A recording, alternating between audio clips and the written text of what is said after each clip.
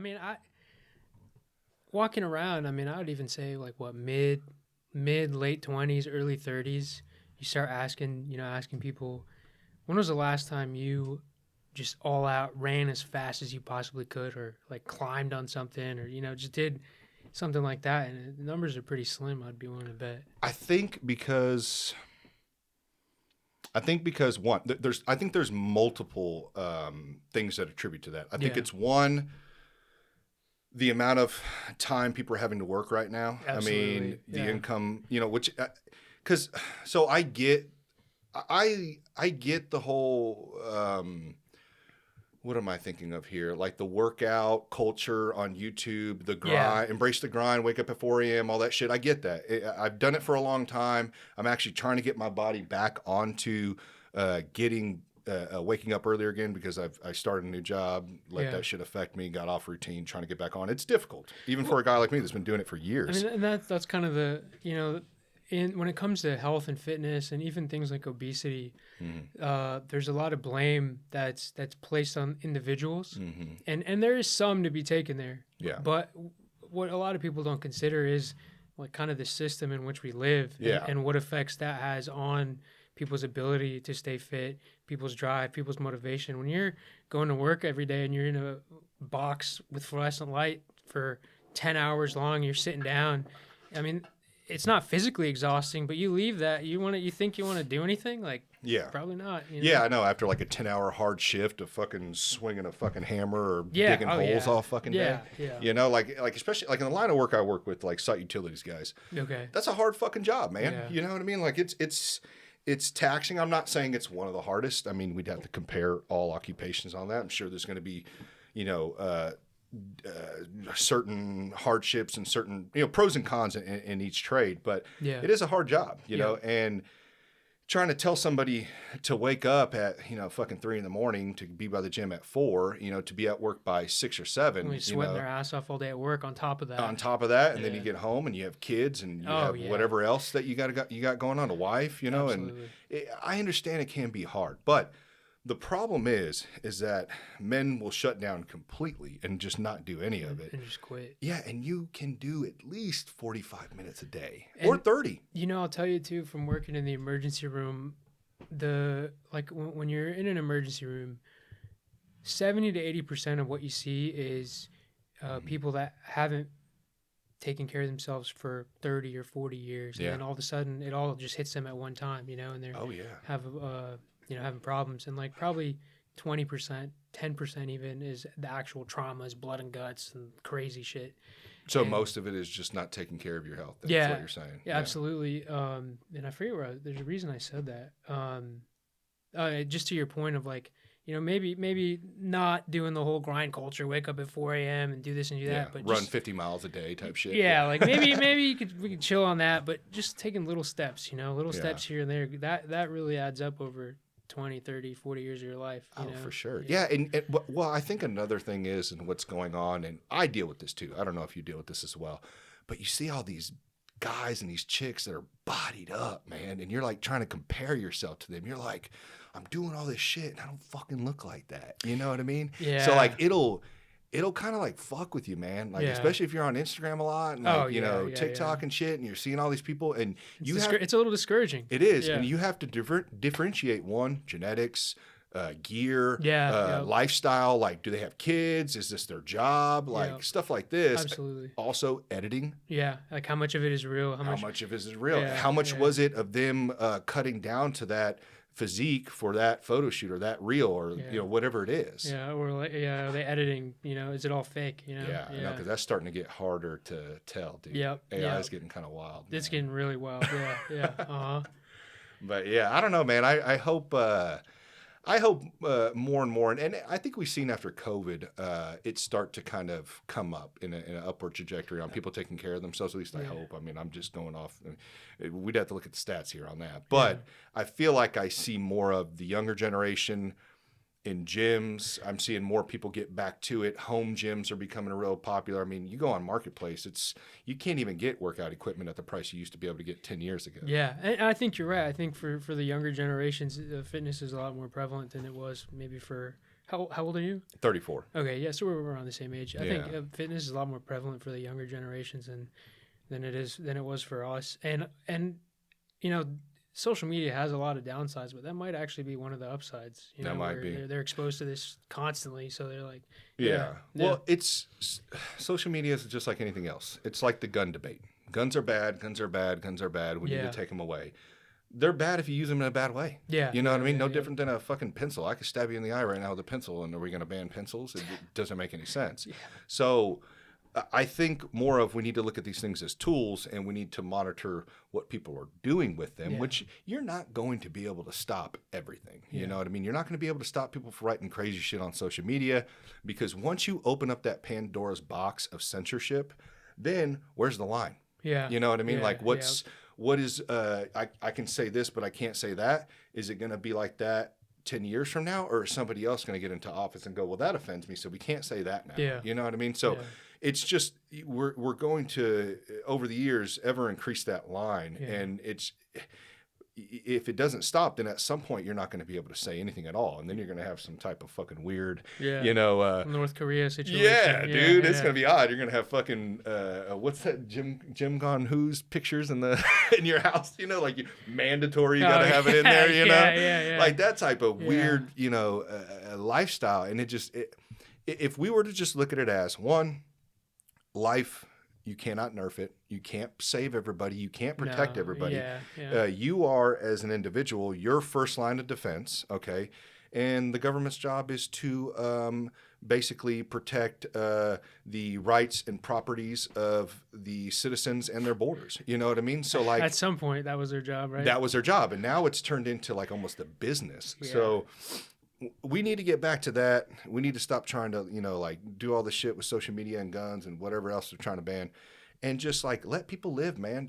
Like the whole, America being free, like we need to actually honor that, not freedom, but, and then have a bunch of reasons or things of what you can't do. But I think with social media though, I know we give it such a negative light, and it does have a lot of bad things on it. But man, dude, I don't know about you, but it's fucking benefited me a lot. Like I just met you. Yeah, you know what I mean? I would have never met you without it. Yeah, and for me personally, there's a lot of. I mean, I've gotten a lot of inspiration. A lot of like I love flying planes, and I consume a lot of plane content. And it keeps me excited, keeps me stoked about it. And it kind of motivates you, doesn't it? Like even working out, dude. Like when I started getting into working out, like. When I was in my 20s, I played, football, soccer my whole life through high school. Ended up around junior year working and devoted towards that. Because back in the day, I feel like it was like work and party. Yeah. That's all it was. House parties, work, And so I fell out of the whole taking care of yourself. I was drinking, doing drugs and shit, just fucking the norm, Still kept up with my responsibilities. But when Friday, Saturday hit, we was out, And so, and not every, but you know what I mean? Like it was more though than taking care of myself. Yeah. And so when I started to kind of get into later on in my 20s, seeing these people like Rogan and Goggins and who am I thinking of here? Dude, Goggins has me blocked on Instagram. Does he really? Why? Because I feel terrible because, first I'll say I read his book and it's incredible. Is it? It's a great book. But at first, I didn't know who this guy was. This was years ago. This had to be 5-6 years ago at this point. And I saw a clip come up on my Instagram of some guy running and screaming. And I commented on it, and I was like, I can't tell if this is serious or if this is a joke. And stay hard, motherfucker. Instantly blocked me. And I've been blocked. Really? But I didn't know who he was. This was, like I said, this was like 5-6 years ago before the world really knew about David Goggins. That's whack, dude. And, do you know how many times I get a comment on my TikTok that says, man, they just sell podcast equipment everywhere, don't they? Do you think I'm gonna fucking block that, dude? Like normally I'll just put a bot, or I won't engage at all. Or if it's actually a comment worth engaging, I'll debate back. Yeah. But to block, I mean, I guess if it's getting harassing, like it's getting super fucking annoying, I can understand. But that's literally all I said was like, I don't know if this is a joke or if this is real. And yeah, like blocked me. But I don't want to say I regret it because I still think it's kind of funny. Oh, it's funny. But his book, his book is incredible. His story is incredible. Yeah. And And I'm sure like there's some people that have some reason to hate him or this or that, but his book is great. Yeah, I don't understand sometimes the whole. I guess some people, they're built for that, the extreme side of it, where they want to, run a fucking marathon every day, like Cam Hanes and him and the rest of them. Yeah. That's cool, man. But, I think also if you want to do that, that's fine. But I think people need to understand, like, you don't have to do that. Like, you can have a balance. You know? I mean, those guys, that's their fucking job. I think the message, really what I get out of it is if pursue whatever you're pursuing 110%, whether it's running marathons or, having a family or whatever it may be, whatever tasks or whatever you're trying to do in your life, pursue it it hard. Like there's no reason to give something 50% if you're going to do it. Yeah. And I think that's what I get out of all of it. Not necessarily, I'm not going to go try to do like more pull-ups over 24 hours than anyone else or run for 100 days straight or anything. Your fucking fingers are falling off. Yeah, and like shit. I don't have any desire to do that. Right. But like the things that I do in my life. You rubbing up again? What is that? They're my boots. Oh, you're good. Yeah. Were they making a fire? Dude, just nervous ticks, dude. You're good. I know. We were just talking about that before you came on. Usually you're behind the camera. Now you're in front of the camera. Yeah, I spent a lot of time behind the camera. Close to 10 years now. So when did you get started? Man, I started when I was young. It was kind of a hobby of mine. I grew up skateboarding. And so with skateboarding, filming is just kind of like it goes hand in hand. You don't really, like no one's going to go do some crazy shit that might kill them without getting a clip. Right. You know? Yeah, and then being in the streets and like running from security and cops and all this like kind of craziness that, skateboarding kind of lends itself to filming. And so that's where'd you grow up at? I grew up in North Carolina. North Carolina. Yeah, okay. In Raleigh. Yeah. Nice. Right. Yeah. It's beautiful, man. I miss it. The beach is about an hour away and then an hour and a half in the other direction of the mountains. So you got everything. Yeah. That is nice. Yeah. Yep. Yeah, dude, something about mountains, man. You ain't lying. I was talking to a guy that was on here not too long ago about how California is when I had visited.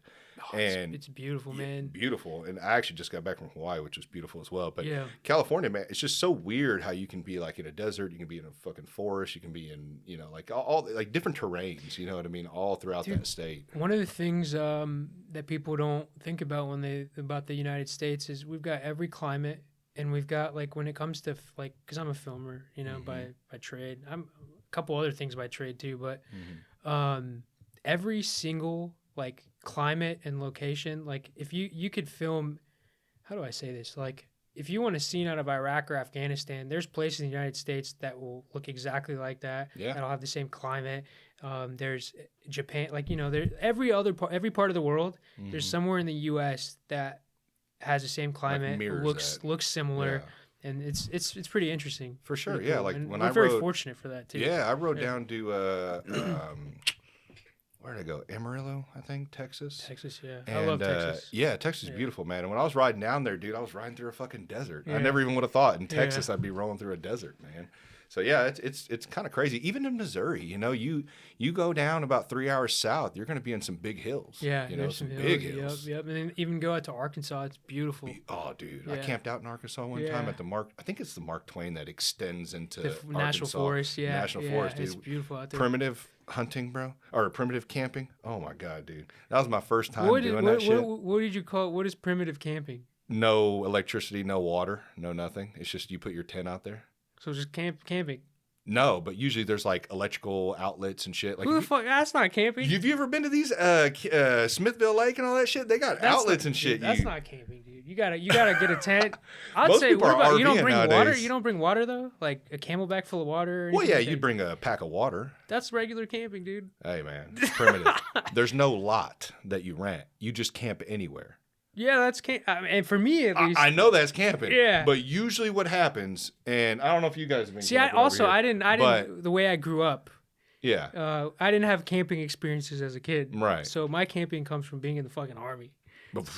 Yeah, well, you're comparing it to the army now. Yeah. Like, dude, normal civilians out here, bro, they're just fucking renting a lot for like $45 and they're putting their fucking tent They're paying for it too. They're paying. Yeah, I just went camping at Smithville, bro. I paid $40 for the lot for 2 days. Me and my buddy Ronnie are about to go out to Colorado we're going to just spend a week straight with our packs. Yeah. And just be out there just fucking. Yeah, but are you in a relationship? No, I don't have. All right, yeah, you have kids, bro. He does. No, he does though. He does. Oh, does he? He really? does. Yeah, yeah. But he's going by himself though, right? It's like a guy's trip. Yeah, it's just him, and another buddy of ours. That's what I'm saying. A guy's trip's different. Yeah, bro. you can't.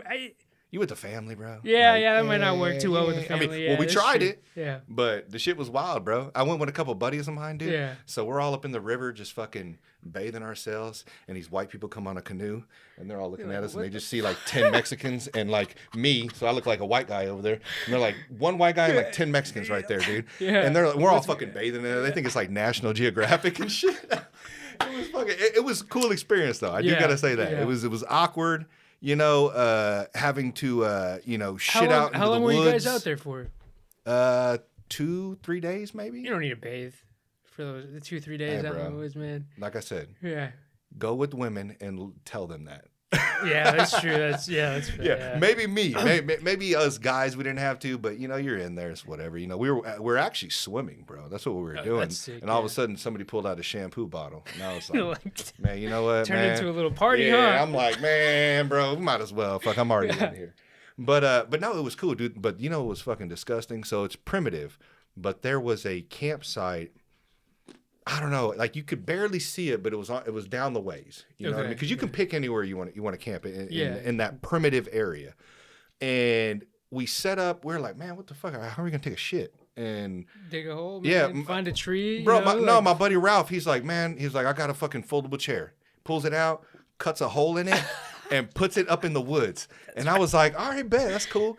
And we went like off-roading with our trucks, going through trails, seen some waterfalls and shit down there. Yeah. And we come back, and someone fucked that restroom up, bro. Some random person. I guess it wasn't us. We were gone. That's crazy. So whoever was down the way, I think came down or was looking around maybe and seen the shitter right there.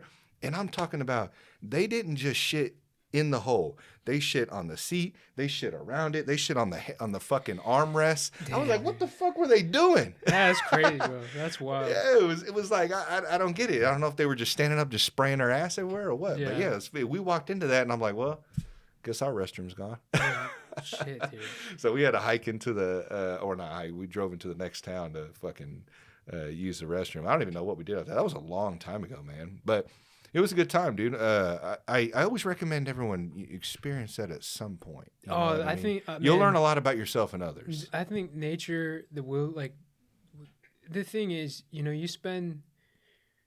I spent so much time in the woods just from being in the Army and even as a kid. What'd you do in the Army? Like, I was a medic. Medic? Okay. Yeah. And you do in the Army, you do this what's called land nav, where they pretty much you get a map and a compass and you plot points on it, and you have to go from point A to point B, and it could be 10, 15 miles, 20 miles in the middle of the night, raining, and you're in mountains or hills or whatever. So and the way they do it is you don't go in groups. So go one by one, and they'll stagger it. So they'll send one person, then they'll wait 30 minutes, send another person, wait 30 minutes, send another person, and you spend the better half of a whole night just walking through all kinds of wilderness by yourself, right? And you really get a feel for your own senses, your own intuition, you just really get to know yourself, And I think that a lot of people would benefit from kind of having that time with themselves. You said by yourself? Huh? You said by yourself though? Yeah. You're just in the middle, and you get a gun at least. Well, for training, if it's for training, which land nav is mostly training. So if you're but still, there's fucking where were you at? Georgia, Augusta, Are there wolves Georgia. out there? I think there's coyotes. I don't know. Coyotes, I don't know. I didn't see any wolves, man. I got I'll beat the shit out of a coyote. I'm not worried about a coyote. They're fucking small, but a wolf, fuck no, dude. Yeah, I mean that's another thing. A fucking mountain lion. The one of the cool things too is in the Army, like it's kind of a ragtag group of individuals usually that are from you got dudes that grew up in Compton and dudes that grew up here, there, the third thing, and you just put them in the middle of the fucking woods saying I didn't know shit about different kinds of animals or snakes or what to look for, this or that, and you said before that, right? You had never done stuff like that, right? I played in the woods as a kid, but I wasn't like a Boy Scout or anything. Navigating with the compass. I didn't fucking know any of that shit. But it's my point was, you got like weight too. You're carrying like a 70 to 100 pounds of gear. Oh, fuck. And but you really, because I mean, dude, it's a pitch black middle of the night. You're in the woods, and I mean, your thoughts kind of, you're like, fuck, I don't know what's out here. Could it be haunted? I have no clue. Are there ghosts out here? Like, what the fuck is out here, man? He's bringing up the haunted fucking field stories or the land story. Okay, so but you learn the rest orbs. Did you see any orbs out there? Nah, dude, I'm not gonna say I don't believe in that stuff. Yeah, you and don't say it too soon. I got more stories. I have more stories about okay. like dead bodies and shit. But dead bodies from the emergency room, I'll tell you. Oh, okay. But like, you know, you learn to wrestle those kind of fears and anxieties in your mind because you're out there for fucking 6 hours, 7 hours, just walking, just there's nothing you can do. Yeah, you just kind of like, fuck it, I'm just gonna keep going forward. Exactly, yeah. and it sounds so simple, like it sounds like okay, but it really, I think it does something for your mind, and it does something for the way that you're just able to just kind of set your anxieties to the side and keep moving, you know? No, I get it, dude, but I was hunting one time out on public land. Yeah. I was in the middle of the pitch black. It was 5 a.m. I'm walking to my tree stand. Yeah. It wasn't that far from the parking lot. I'm not one of those hunters that hunts. I mean, I have. Yeah. But I don't hunt like fucking 1,000 acres in the middle of the fucking forest. Yeah. It takes an hour in a canoe to get to it. Like usually I just have to walk like maybe 15, 20 minutes or whatever, 10 minutes. See, to my I'll do stand. that. I'll do the other shit you're talking about and not even go hunting. I'll just take the canoe out to the middle of fucking nowhere. I would do that too, but I do not want to walk every weekend fucking 5 hours, you know what I mean, by myself. Why? Because I've been out in these fucking fields, man, and in the woods, and I've seen some fucking weird shit, dude. Yeah? The red orbs is what I was telling you about. I don't know what that is. I thought it was a drone, but tell me, who would be flying a drone at 5 a.m. next to me about, I don't know, maybe 20 acres away, 30 acres away? In the middle of the fucking night, and it's flashed, and it's red, and it's moving around. Well, what else would that be? I thought it was a tower, but then when it started moving, there's like survey stuff. I don't know. I mean, surveying in the middle of the night. Fuck if I know, dude. I hope I don't. I fucking hope I don't see that shit, dude. That shit freaked me out. And then that was the only incidents I had in the middle of in the woods. Yeah. There, you hear stuff. You thought you seen something, shit like that. Well, which dude, is that's weird. your mind starts playing tricks on you. Like you'll be like, "Did I just hear something? What's going on?" But you learn to just be like, just fucking shut it up. Well, I mean, I don't mind it because I usually got a pistol, so that at least makes me feel a little bit. Well, actually, we have like DNR. I don't have a pistol on me. I only have my bow on me. So I don't reverse that. Yeah, but it's like I'm out there and. I get what you're saying. You just got to keep going. You don't try to think about it. Calm yourself down. But at the same time, it's still scary as fuck, man. And then when you come across YouTube videos of scary trail camera videos and footages on YouTube, that'll fucking freak you out. Some of the shit you see on people's trail cameras. I think my experience might have been a little bit different if I would have seen fucking videos and shit like that before we did this stuff. But I didn't really see that stuff. Yeah. Yeah. But now, so when you did the land navigation stuff, you do it constantly, like every. So you get used to it after repetitions. Yeah, you're supposed to be. You're supposed to be able to know. You're supposed to know how to do it. What else did you do, like in the Army? I know you said you're a medic. So what else did you?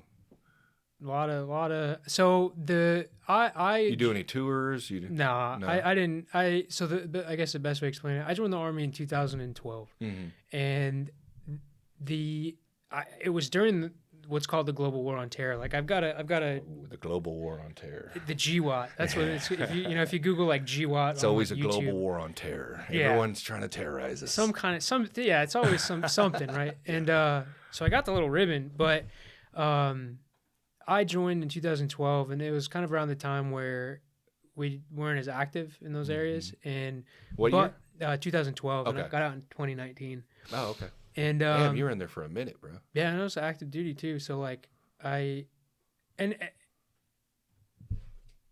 should I say this? So all the dudes that like trained us, like the basic training, going through medic training, going through the trauma nurse course, like do all the land nav, all the training that I did was from dudes that have been to Iraq and Afghanistan 4 or 5 times, just the most battle-hardened motherfuckers that I've had some exist. On the show. Yeah. And I'm thankful for that because the amount of wisdom that they were able to, like everything we learned was based on real shit, like real experiences that these people had, and it made us really, really good at our jobs. Because for me, I ended up working mostly in emergency rooms and training other medics. That's what I did when I was in the Army. Worked in emergency rooms and then trained other medics. And it's not that I didn't want to go to war. Like, I joined the Army full well. Like, I fucking signed. Like, this is what I signed up for. Yeah, you're ready to go. Yeah. But you know, in hindsight, because I have quite a few buddies that have buddies that have lost their lives, buddies that have taken their lives, buddies that have been injured. And then also, you know, buddies that kind of came back and they have their own struggles, you know, that they're going through. And in some ways, I'm as much as I wish I would have had the you know, the deployment, going to war experience. I'm kind of now, when I first got out, I was like, man, like, it's kind of like, I mean, for lack of, it's like jerking off and not getting a nut. You know? It's like you're like, you're like almost there. Yeah, you're like, well, all this like training and fucking all this shit, dude. Yeah. And you saw whether I mean, you still suffer, man. Like it was a solid 6 years of fucking bullshit. Yeah. You know, and it's it probably molded you and shaped the person that you are now. Yeah. Oh, for sure. It was one of the. So technically, it wasn't all for nothing. No, no, not at all. And a lot of times I say I think I got more out of the Army than the Army got out of me. Like, you know, but what I was saying is I think I was like saved in a way. Like, I think I'm glad that I didn't deploy, you know, because I was able to walk away from the whole thing unscathed, which I have friends, I have people that I'm really close to that wasn't the case for them. Yeah.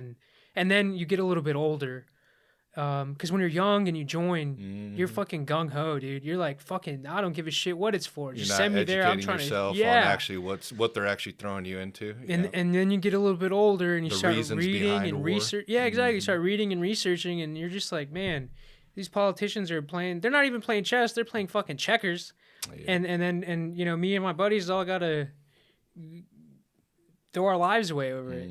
And unfortunately, like, when I say throw our lives away, like, yeah, there's you know, people that have taken their own lives. Like, it's what is it like? Don, like, do you know that 22 every day? Yeah, it's something insane, dude. I don't know what the exact stat is. Because my gym does the We Defy stuff. Both of my gyms that I go to, we do We Defy events. So they raise money and they're able to get like guys into jiu-jitsu and stuff like that are veterans and struggling and stuff. And so I've been around that for some time. I've had some guys, some special forces, one special forces guy on. I've had some other military guys on. Yep. You know, Joe Wirtz, he's been on the show. He's former special forces, did like 6 or 7 tours. Yeah. Got blown up, all sorts of shit. Yep. He's came on, we've talked. But one thing I've noticed, and you're going to have your military guys that are still like all about the military. You know what I mean? They'll never be able to get out of that. It's about the mission. It's the mission only. But then you have guys like Sean Ryan and like a couple of these others that you see on social media, some personal ones that I know. And like you said, they get older and they see that, like, I'm appreciative of what the military has done for me. Absolutely. But damn, you know, like, not everything that they were telling us, well, a lot of what they weren't telling us wasn't the truth. You know what I mean? Well, like you said, the global war on terror or the weapons of mass destruction. There's a really good documentary about that, about, you know, Saddam and the weapons of mass destruction and kind of the pieces at play. It's all super interesting. But, you know, to the flip side, on the flip side, we do, and a lot of people will argue about this, but it's true for me.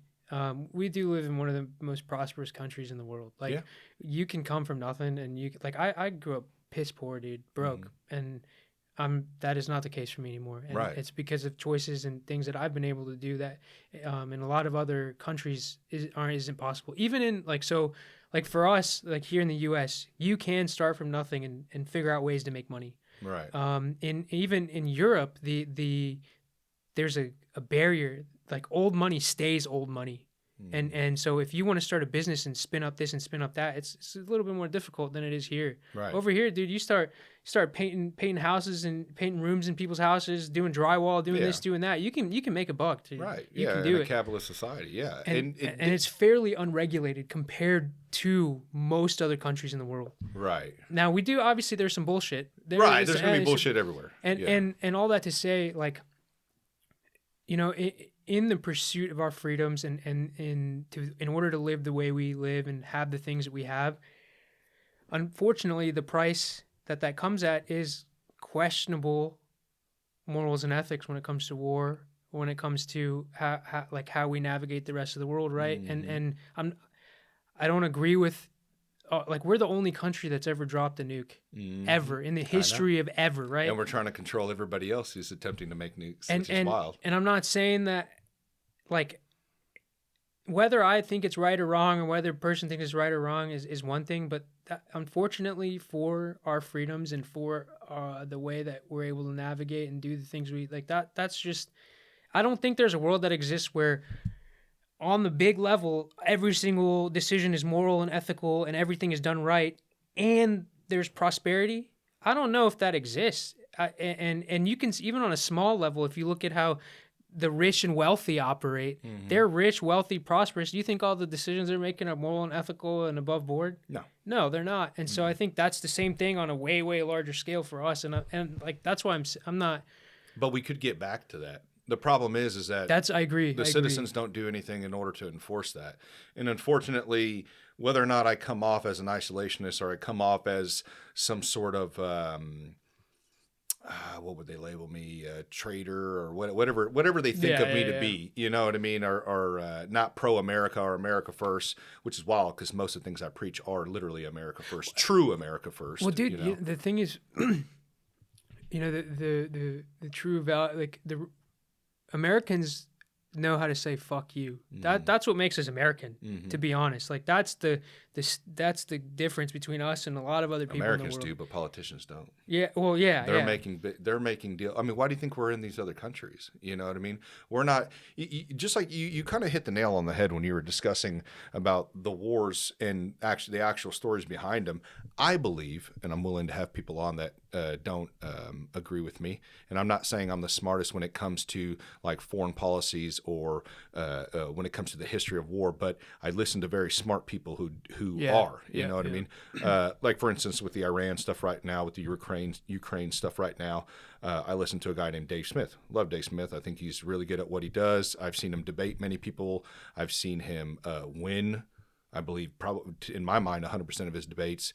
And I'm with him when it comes to the libertarian mindset on how we should approach our military, and we should be home, protecting our borders, protecting our country, and stop meddling in other shit and actually causing more harm and more back blow, you know, from these other countries. I mean, you can't go to let's say Iran. You can't go there and say you can't increase your uranium percentages because you can't have a nuclear weapon while we have one, while China has one, while Russia has one, while Israel has one. All these countries have it, but yet they can't. I don't understand that. And then not only that, how do you know they're trying to build a nuclear weapon? I know you're saying they're the biggest state sponsor of terrorism, blah, blah, blah. I mean, at this point, like you said, we've dropped nukes. Other countries are responsible for terrorist acts. I think also, though, as a general population, like we're grossly misinformed. So it's like, well, how do you blame us when all the talking heads are fucking given that's what I'm saying. Prompters to read from that are being created by these government bodies. Exactly. And so when any of us, and myself included, like, try to make arguments saying we shouldn't be here, we shouldn't be there, we shouldn't be doing this, the information that we're kind of making those cases on, I don't know even what to believe, right? Like it's getting harder. Yeah, it's like we said with AI, it's getting weird. We think we're in Iran because of this. This is what I've read about this. This is what I read about that. But like I have no fucking clue, man. To be honest, like and that's the struggle. But at some point, you have to kind of you have to find your line of journalism that you believe is giving you is the truth, which you can cross-reference with what this media is saying, this media is saying, and then be able to cross-compare. Circling back to the beginning of our conversation when we're talking about fitness and stuff, even to have the luxury to have the fucking time, bro. The luxury to have the time to fucking dive deep into what the fuck is going on everywhere and then be like, you know, when you're busy, it's hard to just, it's not only I feel like are we misinformed, but on top of that, it's a fucking challenge to stay informed because if you're the news cycle is 24/7 and it's throwing you new stories every 5 minutes. If you're focused in your own life on whatever fucking responsibilities you got, like and then you make time to get little tidbits here and there. It's like, I don't know, man. It's a challenge, and that's hard. It's hard for me to have concrete opinions about a lot of this shit. Like, I got people asking me, like, what do you think about the planes doing chemtrails, and what do you think about, like, and I'm like, dude, I don't have kind of wild though that the chemtrails are real though. Weather manipulation, they've already admitted weather manipulation is, I believe chemtrails. I don't. It's like, me personally, I have so much responsibility, like, and I have dudes working for me that I got to make sure that, like, they're all good and taken care of. I got, like, I'm learning to fly. Like, I got, like, all kinds of shit going on. And sometimes I just feel like, man, I don't fucking know. I don't fucking care. I'm like, I'm focused on my, like, right here, Yeah. I don't blame you for that. I don't at all. And I don't know if it's the right answer either. I don't think there's a right or wrong. I think there's just there's going to be a reaction to your action. So when you focus on only your life, at some point, what you're ignoring is going to be involved in your life. You know what I mean?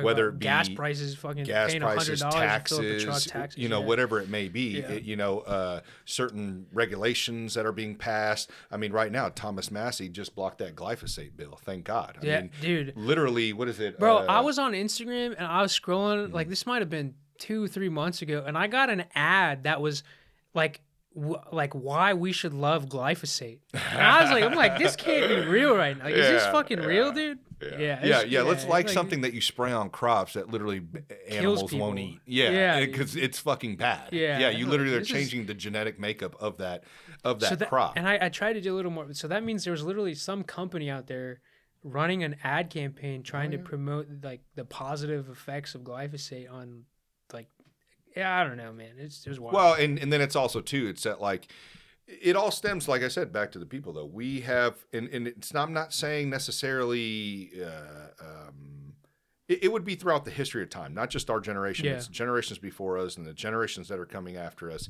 It's because we're not holding them responsible, man. It's too big. It's too big right now. The machine is too big. It can't be fixed. We've seen fucking the Donald Trump flop. We've seen. Well, what does it mean? Like, and that's, I guess I have a very sort of an individualist perspective. Like, in my mind, it's like the whole world could be on fire.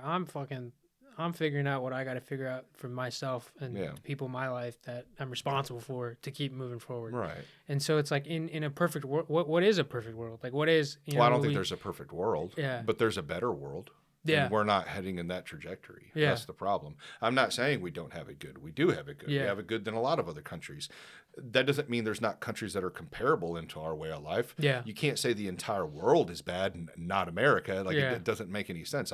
I've seen, we brought up, I can't remember which podcast ago we talked about this, but that guy that drives that purple Challenger around the world. Around the world, and he's drove to Iraq and Afghanistan stuff. Baghdad. Yeah. I mean, he's been in the most craziest places where they say you can't go. You will they will kill Americans. This is not true. And he's been there. Not true. So it's that propaganda. It's that media that. Dude, I got a crazy man. So I spent 6 years active duty, and when you're training, anytime you're training, when you do training exercises, it's the good guys versus the bad guys, right? So there's what's called Op 4, which stands for oppositional forces. They're always, in every single training scenario, they're dressed, wearing, like, the white on their head, the kind of dress thing. And I had the craziest experience, I didn't even realize how deeply it impacted me. So, never been to Iraq, never been to Afghanistan, none of that stuff. But I have an uncle that lives in Dubai. So about 2 years ago, I went over to visit my uncle. Get off the plane, get into the airport. Every single person in the airport looks like the targets that we practice on, trained on in the Army. I start sweating, dude. I start fucking sweating, and I'm like, what the fuck is going on? Like, it was like a conditioned response, dude. That's what I was gonna say. You're conditioned. These are just regular people, man. They're working at the airport, walking around, but I've just been so conditioned hearing, like, prayer calls and seeing these targets and this and that, and I'm like, and it really hit me. Like, I didn't realize and I'm brown, dude. Like, I'm one of them. Right. So I had no idea how the impact that it had on me subconsciously until I went into the Dubai airport and I saw the people walking around, and I'm sweating, dude. I'm like, this isn't right. Like, this isn't right. I think it's okay as long as you control that feeling. As long as you're ahead of it, you realize what's going on. Yeah, as long as you realize they're not a threat unless they make a move, because you've been trained to be able to see threats, right? Yeah. So, but I can understand that, you being conditioned to be able to feel that way, because my just father, based on how they look. That's it. There's no other reason for me to feel threatened at all. Well, Zero. my father had a guy that he worked with that did some tours in overseas. And I remember him saying that, I can't remember and I might be a little bit wrong on the story, but it'll make sense. They had come across, I think, some ladies in like the turban things or whatever that thing is called, where they're from like head to toe, like in that black curtain thing. And they were walking across the road, and he like started freaking the fuck out, man. Like he felt like he was getting like flashbacks and shit, like he was back overseas. And I can only imagine, though, man. I mean, I don't know what he had to go through. I don't know. I mean, from some of the stories I heard, some crazy fucking shit. Yeah. And so, like, I could understand how that could affect you. But, like, that's something. So that experience is a lot different than my experience. Right. Right. For sure. For us, it was training. I'm sure I'm sure intensity levels were different. Yeah, absolutely. And Right. I can only imagine how I'd feel if I had been, in combat with people that look like that. And then, but it's no difference in civilian life. No. We see things on TV.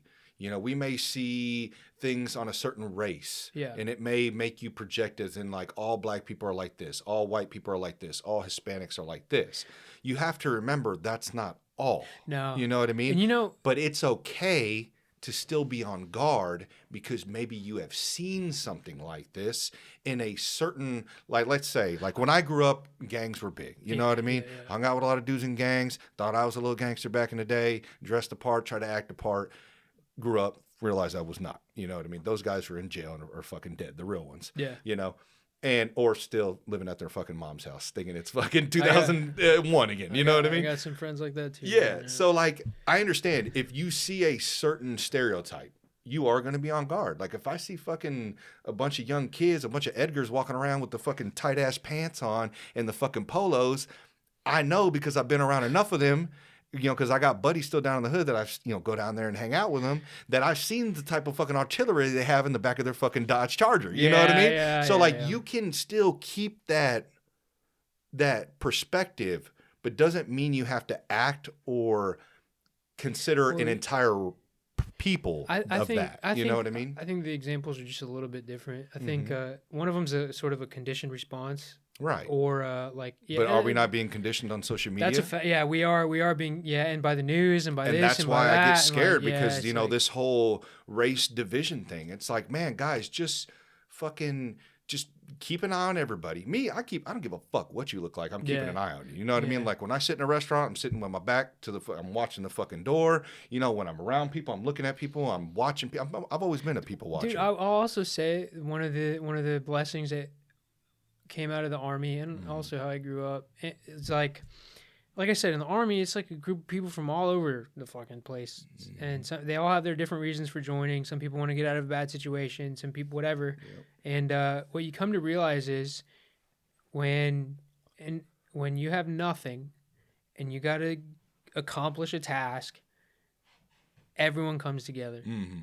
To work, and anyone and everyone can work together. It doesn't matter where they come from. It doesn't matter what they believe. It's like if everyone can put them, put their egos aside and all that stuff, like everyone can work together. Oh yeah. And you also see that, like, so in the work that I do now, we work a lot with different trades. It's the same thing in the trades. You see people from all kinds of walks of life. Some people smarter than others. Some people not smart. Some people this. Some people that. But like everyone gets along and everyone gets the job done. And everyone's like, and I think a lot of the kind of the racism or it almost exists in a place that isn't like. I don't know how to say this. Like, I think a majority of it exists online. Yeah, to be honest with you, because in reality, bro, like when bros get together, it like don't matter. All races, all fucking backgrounds, everyone's talking shit to each other. Yeah. Everyone's fucking with each other. It's all love at the end of the day. You could have black dude, white dude, Asian dude, and a fucking Hispanic guy right there, all giving each other shit. And I'm talking about shit that would get you banned off of social media, and they're still cool. Especially if they have to get something done. Yeah. Especially if you have a task in front of you. Yeah. If you have a task in front of you, you guys are suffering together a little bit. There's no bond like that. And it doesn't, the colors and all that stuff don't matter. Like if you guys all got to suffer together a little bit and get something done, people come together. And on top of that, the people that are racist or are a bully or whatever it may be, they get peered out. Like if you're like, let's say you're at work when you guys got this hard ass job to do, there's 10 of you and one of the dudes is just a total piece of shit. Everyone's going to notice that hey, you're holding us behind. We can't get work done. Like go over there. Like you get away, you know?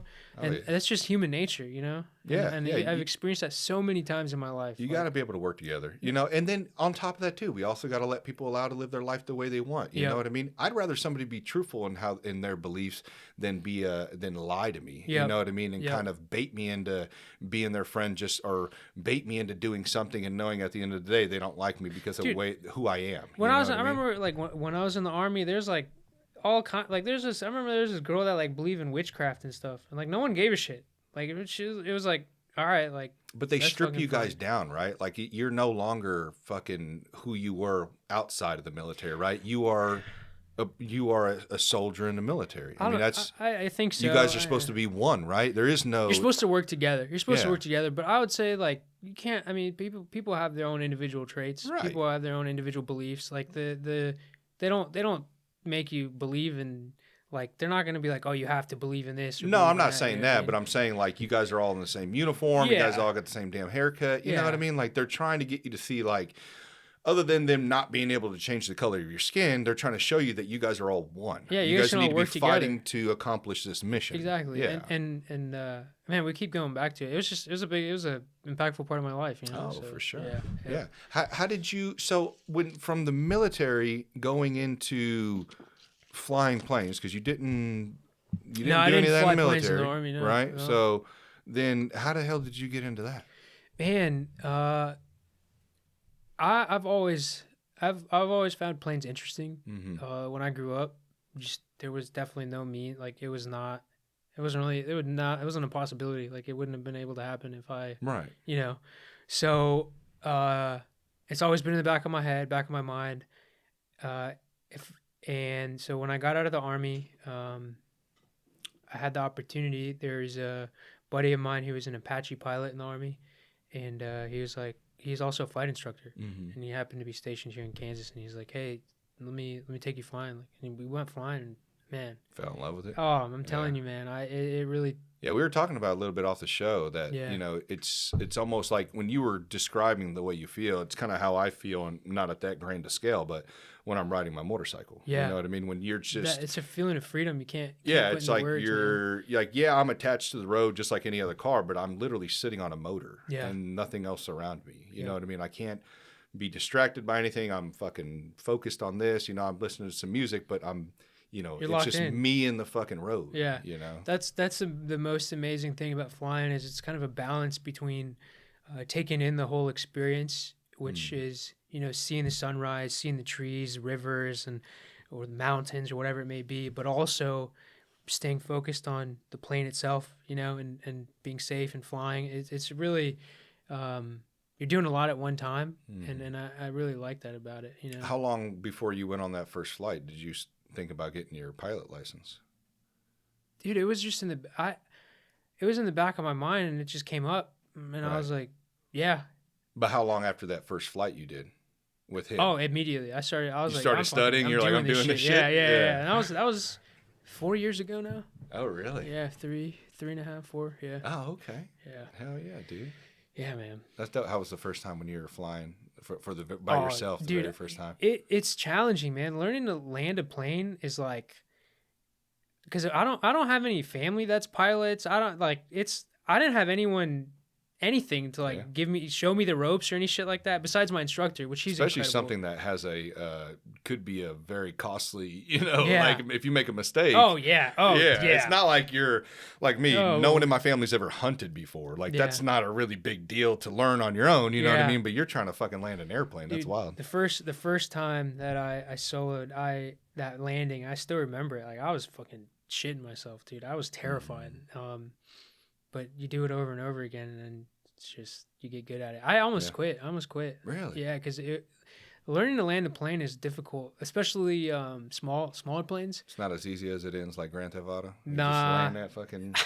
No, I'm talking about that. Because like with small planes, the wind affects them quite a bit, you know. So I bet, yeah. You get just a little bit of a crosswind, and you know you don't know how to land a plane with the wind going the opposite way or like the left to right on the runway.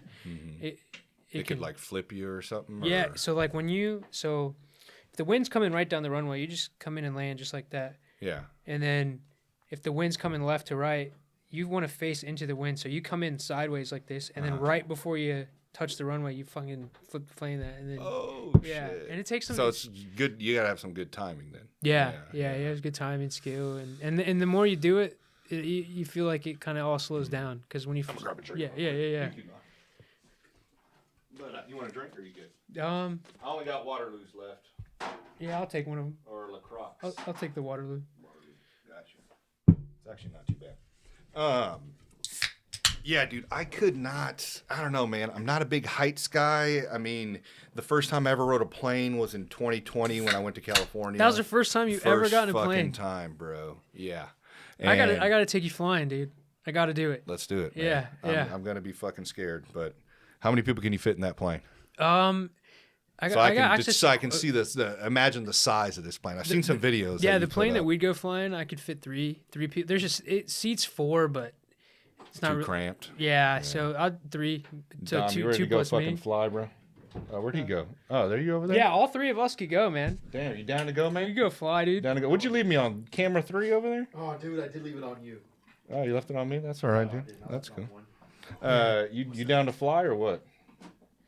Yeah, we could all go fly, man. I don't know, bro. We could do it. We could listen to La Bamba before we go. Let's go. Let's go. No, we don't want that bad juju. We listen to the Narcos theme song, bro. Those are the planes that I fly, dude. Like they're like 70s, 80s. Oh like, shit. Yeah. Where'd you find the plane at? So I'm a part of a couple different clubs. That's kind of how it works. Like, there's clubs. Yeah, they. Fuck, I didn't know that. It's not as serious as it sounds. Yeah, I'm about to say, can you talk about this? It's not like 1% flying club, but it's not.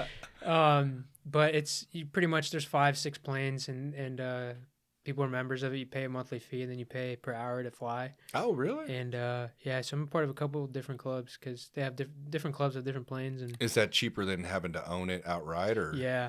I can't imagine, dude. That fucking planes are expensive. How's the insurance? So as a renter, I have renter's insurance. Right. I can't imagine if own one. Yeah, if you own one, it's you're talking about at least $2-3 grand a year. Bro, I've seen some homes around here in Kansas City that have a air landing strip in their backyard. Yeah. Maybe I don't know if it's your same exact size plane. It's a small plane, but they look like them. That's what out towards Nebraska. There's a bunch of grass strips. I've landed on all of them. There's a bunch of tiny little grass strips and farms and shit. It's so cool. when you It's land fun. on the grass strip, what do? You just get out and or you just turn around and just fly somewhere else, or? No, you can get out, go walk around. Like there's grass strips. Like so what is out there? We're talking about Arkansas. There's a bunch of grass strips that are they're like, I wouldn't call them mountains, but they're like big hills.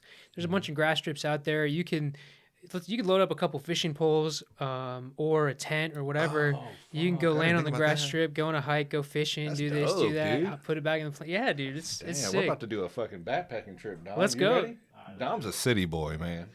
You sure about that? He does the kind of camping you're talking about. Do you have any electricity? And shit, dude? Yeah. Hey, the one I had over the weekend didn't have electricity, but it was a lot, and I had to pay $40 for it. But nah, dude, we fucking bummed it, man. I didn't shower for like 3 days over the weekend, man. I did not shower. That was the first time I ever did that camping. I don't camp as much, man. Like I have camped like a decent amount of times. Like my mom would have they got into RVs like some years back. Yeah. I would bring a tent. We'd camp outside the RV.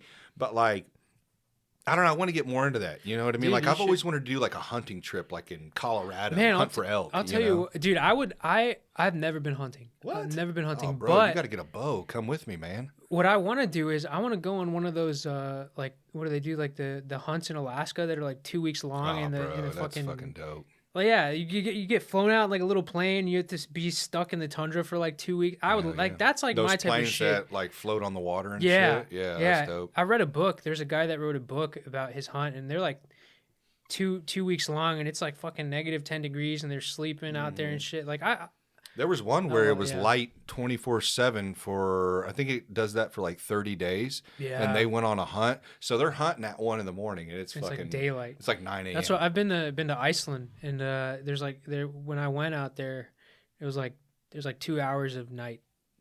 Really? It's trippy, yeah, because it's like your sleep schedule gets all weird. Yeah, you ain't lying. Or those in Alaska where it flips to 30 nights of day or 30 days of night.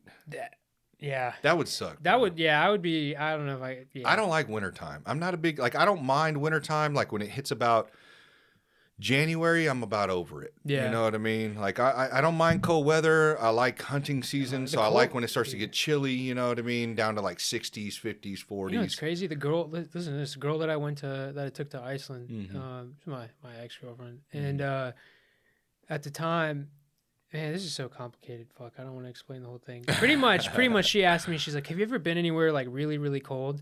And we were going to like Iceland. So I was like, I don't think I've been anywhere that cold.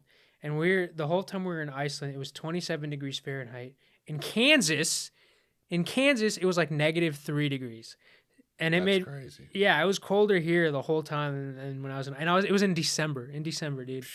And so when we were there, I'm like, actually, yeah, I have been to a really cold place. It's called Kansas. Yeah, dude, it gets fucking cold here in Missouri, bro. Yeah. Like, there's some like -9 and Yeah. shit here with the wind chill of -30. I was Yeah. like, holy shit. And you know? I just assumed that Iceland would be colder than Yeah, you would fucking think. Missouri. Well, what's Kansas, funny is you the know what I mean? Iceland Greenland Greenland thing. thing, yeah. It's kind of wild. You know, you would think it'd be reversed, but it's not.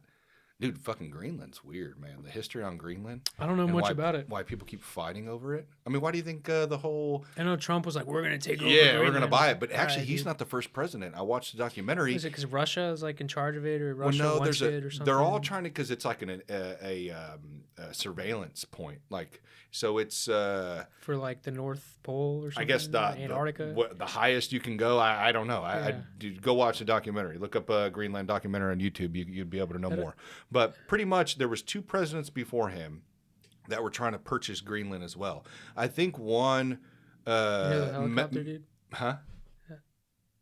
I think I heard a helicopter. You heard a helicopter? Yeah, I'm pretty sure. Dang, bro, you get fucking spidey loud. senses Fuck, on dude, that. dude, every time, bro. Aviation. I mean, look, dude, when shit flies over me, I fucking look it up. I'm like, what's flying over me right now? You can see what's fucking flying over. Yeah, you go to flight radar. What? Yeah, let me see. I'll see real quick. That's crazy. I'm telling you, dude, I fucking Really? It up and like it shows what military plane it is. I fucking nerd out about. Dude, they talk about fucking military planes. I know we're about the squirrel right now. Hold on, what was I about to say? Hold on, let me finish my Greenland thought. Oh yeah. There's Sorry other about presidents that have tried to buy Greenland, and I think it has to do with one. I think there's like minerals and shit like that, or metals or whatever it may be that they can get a hold of there too. But then it's also, I think, a surveillance point for military operations, because I know that throughout history we've been there. Other countries have tried to go in there, and so I think that's what they're fighting over. But other than that, I still stand by what I say, and I think that we could do everything that we are doing in other countries in our country. Yeah. But what was I saying? Oh yeah, speaking of fucking shit flying over you. One time I was driving from work. I used to work down in Merriam, Kansas, or off Merriam Road. I think that's considered Marion. I don't know what that is. KCK? I don't know. Down there by the Boulevard Drive-In, over there in Kansas. Mission. Yeah. I'm driving. I'm headed towards like the Sunfresh on 18th Street. Okay. Over there. Yeah, I know exactly what it's. Yeah, and so I'm driving down that highway. I don't know what that fucking highway is called, but and I'm getting ready to hop on the highway to head towards downtown.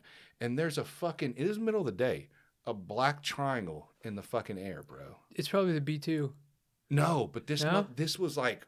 How would I get like this? Man, you're seeing red orbs. You're seeing like red orbs, shit, like bro. red orbs, black triangles, man. Someone's after you, They're bro. fucking watching me. I got Someone's an FBI after you, bro. agent. What do you know, bro? Tell me the secrets, bro. It's the pod, bro. They're coming after me, bro.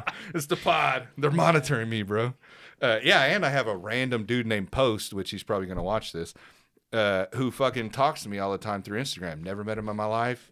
Fucking don't know who he is. He's got a burner account. Been a really cool ass friend, but I call him. What are you guys talking about?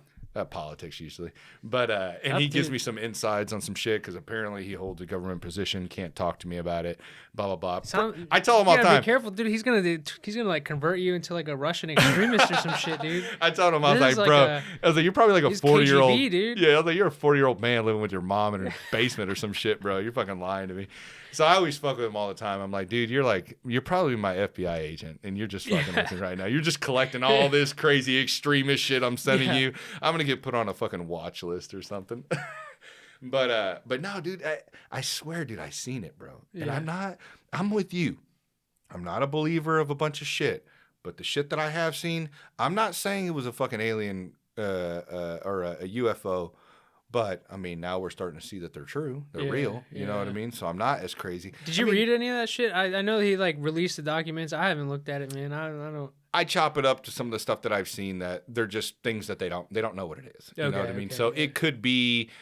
I think when that Commander Fravor guy came on and talked about his Tic Tac experience when he seen that Tic Tac deal out in this one I gotta take you flying at night, dude. Computer? I gotta take you flying at night so you can look at the sky, dude, and tell me what you see. Is it not showing? No, I had the TV off.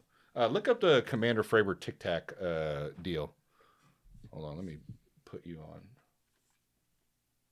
Where are we at? Already on. No, I think you're on H. I think that's why it shut off. I don't on H or on whatever the fuck the other one's called. What are you on? HDMI 1? I don't know, dude. Oh. It's just Commander Tic Tac? Commander Fravor, I think it is. Are you plugged into the deal, bro? I don't think you are. Dang, bro, you ain't even prepared. Hey, we're looking for a new video engineer. What's the pay? What's the pay? Switcher. Yeah, that's what the pay is. The pay is... hey, I'm on your side, bro. I'm a filmer, bro. The pay is you get to be my friend, and you get to hang out with me for a couple of hours. We can smoke a joint after the podcast. We can talk.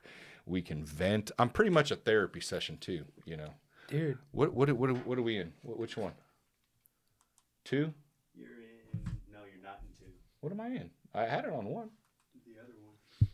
I don't know what it is. I can put it in 2, though. Nah, you might... All you gotta do is put the splitter on. The splitter should be good to... Oh, well, fuck it. Whatever. Look up the Commander Fravor Tic Tac deal. Pretty much you've seen like this Tic Tac looking thing way off. And I don't know what it's called in his fighter jet. But it's like all grainy and black and white, you know. Like, you know, have you ever seen that footage before when they show stuff when they're looking through and it's got like the scope and all that shit on it, or the hash lines or whatever. So I don't know, man. I think dude, there's all kinds of shit out there, man. I think that we don't know in the end, and I think that it's probably also advanced military weapons. You know what I mean? Aircraft. You know, I mean, if you look at, like you said, the B-2 bomber. Dude, I was flying. That thing is fucking crazy. I was flying to the Ozarks. I was flying back from the Ozarks last summer, and we were flying past because you can fly right over Whiteman. There's no. Really? It's not like it's public airspace. Really? So I was flying over Whiteman, and I looked out the window, and you see the B-2, dude, just they're training, and it looks like a stingray. Like it's crazy. It looks like a stingray just swimming in the ocean, and when it turns, it disappears because it's like the way it's so thin. Yeah, dude, it was fucking sick. Well, yeah, and I have appreciation for that shit a lot, just because I mean, our tax dollars fucking built it, dude. You know, you gotta. Yeah, don't get me started on that shit. Yeah, I don't mind our tax dollars going towards our military, but to a point. You can't have black accounts that we can't even track, and we don't even know what you're using that money for. You know what I mean? Shit like that, like what happened on 9/11 when they fucking bombed the Pentagon and all that money went missing. You know what I mean? Shit like that. Like, do some wild shit. Yeah, they do some wild shit. So, but the appreciation I have is because I was a machinist for over a decade. So I made parts for, you know, a lot of military organizations, Spirit, Boeing, Lockheed, places like that, you know. So I've seen these parts and I've seen these drawings. Dude, that's one of the things with flying. It just blows my mind. When you get into like the systems and how an airplane works, and like it's like, dude, we humans came up with this shit and it works. Like, it's crazy. Yeah, and like, look at the first plane, you know, by the fucking Wright brothers. They got like in the air for like 20 minutes. Yeah, I don't even think it was 20 minutes. I think it was like seconds or something. I need to look into it. And now you look at a skeleton of an airplane, like a Boeing 777, and you're like, holy That's crazy. shit, That's bro. insane, dude. Yeah, and all the parts that go with it, because like we would never see like. Our drawings were literally of the part. I mean, you would look up what you're kind of building, and there's some stuff that I didn't know what I was building. Dude, it's so much. It's like it's so many different systems and things all operating and working all at one time, and it's really. I got to make one part or a couple of parts on a couple of things that now that I'm older, I don't really like that I was involved in. Like but what? In some military yeah. stuff, but it's just crazy some of the stuff. One of them was a sonar piece that I made for I don't know if it was a B2 or it was something similar to that, but it was cool because the part I made, the sonar would get released out of the back of it, and it would sweep on this aluminum. We called it a dustpan, and it would sweep on that, and it would be able to pick up. Almost like a submarine would. That's pretty cool. You know, it was fucking wild. Yeah. The other one, I don't know if I can talk about. Maybe I have. I don't know. But it's just I don't know. It's amazing to me, like you said, what human beings can engineer. You know? And it's almost like if you think about it, from when it started, these developments in tech, the developments in like these type of aircraft, vehicles, all this stuff, it's such a short period. Oh, dude, it's all like within the past 150 years. Yeah, 100-something years. But if you go even further back in like, you know, in history, the methods and the means that, you know, the tools that existed, they're also mind-blowing. Right. But yeah, it is pretty interesting how like there's been this insane amount of progression in such a short period of time. Which makes me scratch my head and go, what is it? But we also like, you know, we might not be giving credit where credit's due, because I guarantee you, like, throughout the course of the thousands, you know, hundreds of thousands of years, there's probably been some pretty incredible things that. Well, yeah, I mean, because a lot of history also we don't know about. Yeah. You know what I mean? And we also like to think thousands of years ago they were dumb. Yeah, and that's exactly. not true. We like, and that's, you know,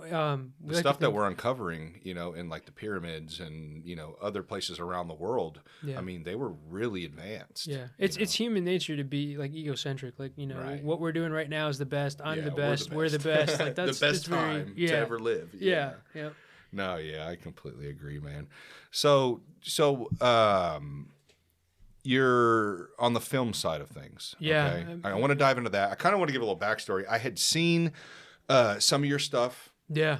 I think the way you capture stuff, I was talking about the brick stuff earlier. Brickwork, yeah. Yeah, brickwork. I think that's fucking phenomenal, man. I think you capturing, especially blue collar, you know what I mean? Yeah. And making it look fucking cool. Yeah. That's one thing that caught my attention. Thank you, man. I really appreciate that. Dude, yeah, I've been saying for years, man, that the trades, no one's going to them because one, there definitely needs to be a makeover, you know what I mean? And the way it's structured, the way a lot of these companies are, you know what I mean? Yeah. It's very old school, I feel like, in a lot of like in construction and these harder trades that, you know, they're very wearing on the individuals that work them. Absolutely.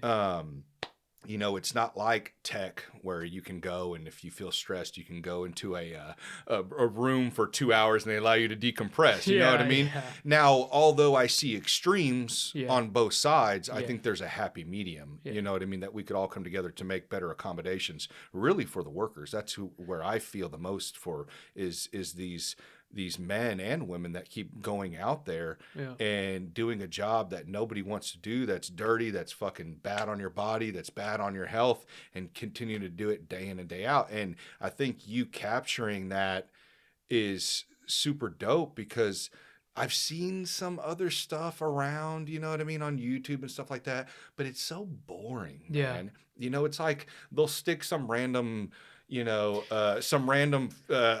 carpenter in front of a camera and just have him talk, and he's like, I love my job. It's great. You know what I mean? It's not like the way you did it. Like, just I think I really appreciate that. Yeah, thank you. Everything goes into like how a videographer can capture the moments, you know what I mean? And make it look like the transitioning from scenes and how you bring the whole story together, and, you know, music and, you know, which parts you decided to pick from that person, you know, that you really feel that captures who they are and what they do. Yeah, absolutely. And that takes skill, man. Yeah, you know, it's been a long road. And I love that you mentioned a lot of the key elements of it. The most important is the storytelling piece of it. You know? And that's hard, man, because I'm sure you wrestle sometimes in your mind of like, is this where I want to go? Do I like this one? Do I like this? Well, you know, like the planning. There's the kind of the analogy that I have for putting a story together, especially in this day and age where they all have to be short. They have to be 30 to a minute, you know, 30 seconds a minute, whatever. Yeah. And when you're putting a story together, it's like cutting off your fingers, right? Like if you had to cut off your fingers, which fingers would you cut off? Right. You cut off these two right here, because you can still use your hand. It's still a hand. Like you can still use it. You're blowing my fucking mind right now, dude. I never thought about that. And I was thinking the pinky, but you're kind of fucked. Were you thinking the pinky? 2 fingers. Yeah, if you cut off, well, one by one. Hold on, did you say 2 or 1? You said 2. If you had to start cutting your fingers off, what order would you go in? I thought pinky. Yeah, I thought maybe the last 2. You can't really. I mean, I would do this, bro. I'm not getting rid of the trigger finger. Yeah, I would probably do this, just personally, because then you can straight fucking brother. use it. Yeah, brother, there you go, there brother. You go. Or I mean, whatever fingers you want to cut off. Buy a Harley, bro. You're ready. Yeah. Buy a Harley. but the point of that kind of analogy is like cutting your fingers off is when you're telling short stories. That's how you can decide if, like, you know, if I take these lines out, does this piece still work? If I take these words out, does this piece still work? How many pieces can I take out for this to still work? Right. And less is more. Yeah. And that's where a lot of people struggle when it comes to telling stories. They want to include this, they want to include that, they want to include this, but then it's not a succinct story. It doesn't feel like you're watching something from beginning to end. It's kind of all over the place. So that's what, at least our editors, that's what I'm like. Just, you know, it's like cutting off fingers. Like which fingers you have to cut your fingers off. Which fingers you're gonna cut off? Oh, so you got a team of editors? That's dope. Yeah. I've got 2 editors, got 2 camera guys, got a project manager. How do you? We have an operation. Oh, that's what I do. Yeah. How do you wrestle with? I'm sure this may be a thing, probably at the beginning, not now, of the creative control. So, like, Training, is that hard to let go to other people? That's where we're really selective with who we bring on. Mm-hmm. They kind of have to have similar interests. Have a vetting process, music taste, skateboarding. Like I look for certain attributes you can't really put into like a resume. Yeah, they're not in a resume. Like you just can't. Yeah. And so we start with those kind of certain attributes, and then really go into training. Like you know, I spent 3 months training my guys, and it's all paid. Everything's good to go. That's dope. And we train them hard, and those 3 months kind of suck, but like, you know, and we start over almost, right? Like when you're like I'll go through editing an entire piece and I'll be like, this is how you cut, you know, the audio for the story. And then you choose music, and then you start cutting your shots. This is how you do. And we do that for 3 months straight. And then we send them out on their own. Or really? Yeah, it's a process, but I've had to learn, because I'll tell you, in building the business, like I've spent over $1 million, like just in ways I probably shouldn't have, trying to figure it out. Right. And one of the things I wish I would have taken, or because you hear it all the time, like, you know, pay people well, train them well, and you know, you can't just bring someone on and throw money at them. Let me see what I'm trying to say here. I spent a lot of fucking money in stupid ways trying to make it work. Right. What I finally realized is you have to take the time to train them properly. Right. And then you have to take care of them as well. That's like, there's no way around that. But the time that you dedicate to training is so important. And I think at the beginning I was like, I'm fucking paying you. Like, why can't you do the job? Most like, you're getting paid, dude. Like, you should be able to do it. And that is like terrible leadership. And I'm willing to own up to that. Like, that's like, you know, you can't, especially in a creative thing, because trying to like put creativity, like trying to get creativity and recreate it, that's the challenge, bro. Like I said, I spent a fucking $1 million trying to figure that out. Right. And thankfully, it's all in the training. Like, you have to know, it's in the attributes in the training. So identifying the person and training them the right way. No, I'm glad you said that. And then letting them have their own latitude still, because the person you hired them for their own attributes, for their own vision, their own viewpoints. the way they see the world, the music they like, the whatever. Your training kind of refines it. It almost like the training that we do makes their ability stronger. It's almost like they have a language they want to speak, and I train them in a way that allows them to just fucking speak it how they want to speak it. Right. It gives them those tools. Yeah. And so then you just let them free. And that's it. Yeah. You know? Yeah. Let them be. Yeah. Because if you try to micromanage, it's just going to take away from that creativeness. Especially in a creative field. You cannot micromanage creative people. You can't. You have to let them fucking It's either you give it enough time to see if it works, and then if it doesn't work, you got to make that tough decision. Oh, yeah, absolutely. Yeah. 100%. Yeah. Yeah. But I like what you said, because that's the podcast that I have to release this week that I'm almost done editing. I had a couple of buddies of mine, Michael and Bear, who Michael is a project manager, and I think Bear's pretty much a project manager too. And I'm a project manager as well for a site utilities company. And so we've talked about this because we've dealt in the past, I'll speak from my side of things, of dealing with small companies, you know what I mean? And a lot of the times what happens is I find that it's very cookie cutter, you know, with the owners. It's very, you're going to do it my way. I'm going to pay you, do your fucking job. It's very low training, minimal to almost none at all. Yeah. And, you know, it's more of, I'm paying you, get the shit done, fucking hurry up. Stop asking me so many questions. I'm paying you to already know this type shit, you know? And I've always said that you can't be like that, not because I'm asking you to hold my hand, but I am only as good as the leadership, like you said, in this company in the direction that you want it to go, as well as this requires a team effort. Absolutely. You know? That's one thing. We're a super strong team. Like we have each other's back. Like that's And you got to be able to have open communication with people. You can't be the type of guy that's going to ridicule and drive somebody down to the ground every fucking time they come to you. Yeah, no. Because then they're not going to come to you. No, yeah, you don't want to put a target on anyone's back. You can't create that environment, and that's one of the part of the reasons. Like, there's a lot that I learned about. So I got out of the Army as a non-commissioned officer, so I was in charge of quite a few dudes, and you learn a lot. Like, I learned a lot of leadership shit in the Army about how to just lead dudes, and a lot of it applies to regular life, but a lot of it doesn't. A lot of it doesn't. Like, really? I would say, fucking, if you had to run a coffee shop full of millennials, that's more nuanced and takes a lot more. That's more challenging than running a squad of dudes in the Army. Right. Absolutely. Like a different approach. A different approach. You have to be more strategic. You have to really think about what you're saying, what impact it has, and you know, in the military, you're incentivized. There's no incentive. There's no incentives. You listen to what I say because this is my rank. But obviously, that's not good leadership. No. Even in the Army, that's not good leadership. Yeah, I've heard Jocko Willing talk about that. Yeah, that's just not good leadership at all. But you know, outside of the Army, it's there's a lot. And another part of it too is, you know, it's like, you know, I don't think that there's many people, because the Army's not incentivized financially. There's no financial incentive to anything in the Army. What do you mean? I mean, you guys get paid. You get paid, but you don't get paid more for this or more for that. Or right. Like, you don't get raises or bonuses, or like, you can't be like, hey, you know, I want you to do this and I'll fucking pay you more. Like, that's not how it works. Yeah.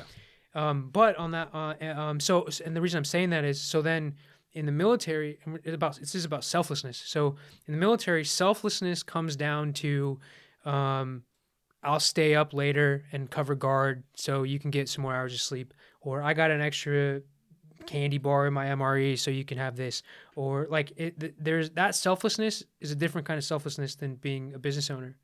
Being a business owner is, and this is where I think a lot of people go wrong. A lot of people can't do this. It's one thing to say, hey, here's my candy bar, or hey, here's I'll get 2 hours of sleep tonight, so you can get rest and I'll fucking cover for you, whatever. Now, take that same person and give them $50,000 and say, now you have to give this out. You have to give this out to your guys. Are they going to, what are most people going to do? Most people are going to give their guys $2,000 and keep the rest in their pocket. Right. And there's something about, it's just, I don't have a desperate mindset. And I grew up poor, bro. I grew up poor.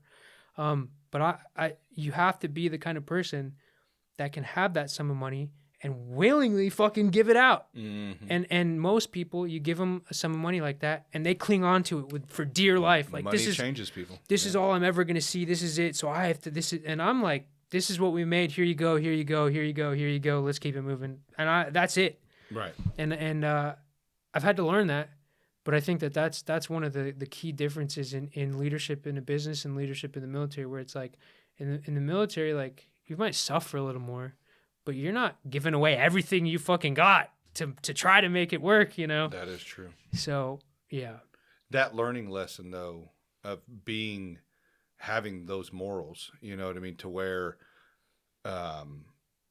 you're eliminating that selfishness. You're eliminating I'm going to keep everything because I'm the owner and I started this, and I'm just going to give them the bare minimum because this is what I see them. It makes me worth. mad even hearing that. Like right. I'm yeah. And so with that, how your mindset is, I'm sure you see the reward from it. And don't get me wrong, I'm sure there's people that have probably fucked you over. Absolutely. You know, yeah. but you can't. That's a part of it. Yeah, though, you know? you can't let that tarnish the image of everybody that comes to you. No. So you can't. And this is what I've seen. I've seen to where you get fucked over so many times, and they'll say, "Well, you don't understand. You don't understand because you haven't been through this."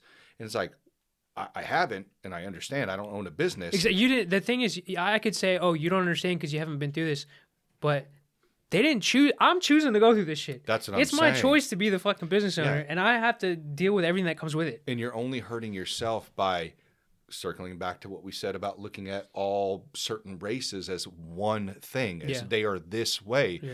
Why are you going to do that when you know that's not true? Yeah. So if somebody comes to you and you're just off the bat, they're out to fuck you over and just collect a paycheck and do the bare minimum, then you're gonna push everybody away, man. Because then they're gonna be like, well, I'm here and I'm trying, but he thinks I'm fucking him over all the time, and I'm really not. I just need help on this, and this, and I don't want to go through this anymore. I'm going to go somewhere else, you know? And then you lose people around you, you know? And you become hardened. You become this, very offended and I will say, though, emotional about everything. One of the things, too, though, is in the kind of work that we do, there is no room for that. There is no room for, you're going to come here and collect a paycheck and go home. Like, you have to give it everything you got. For sure. And it's worth it. I make sure it's worth it.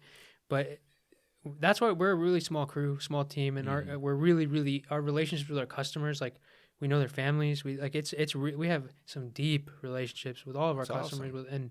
and it's because of there is none of that. There is no like, oh, I'm clocking in, clocking out. Here's my paycheck, like right. And I always say, like, we're all friends, dude. If you're going to collect 100% of your paycheck, you better be giving 100% to that company. Yeah. You know what I mean? You know what's crazy? I would actually disagree with that because it's so hard to find, like, I don't want to fucking hype myself up, but my dudes got it good, man. Yeah. Like, they got it good, and it's hard. And they got it good because I don't, that whole type of work 40 hours a week and give this fucking employer 100,000% of your fucking soul. Like, I fucking hate that shit. Mm-hmm. I hate that shit. I don't want my guys give the work that we do. They give our jobs and the work that we do 100%. Right. 110%. But besides that, like, one of my guys is in a band. One of my other guys is working on his master's degree. It's like, dude, if we get all the work done and everything's done, like, I want them to fucking do whatever the fuck else. Like, I want ample fuck off time. I want all my guys to have ample time to fuck off. Oh yeah, when I'm saying give 100%, I don't mean exactly of their life.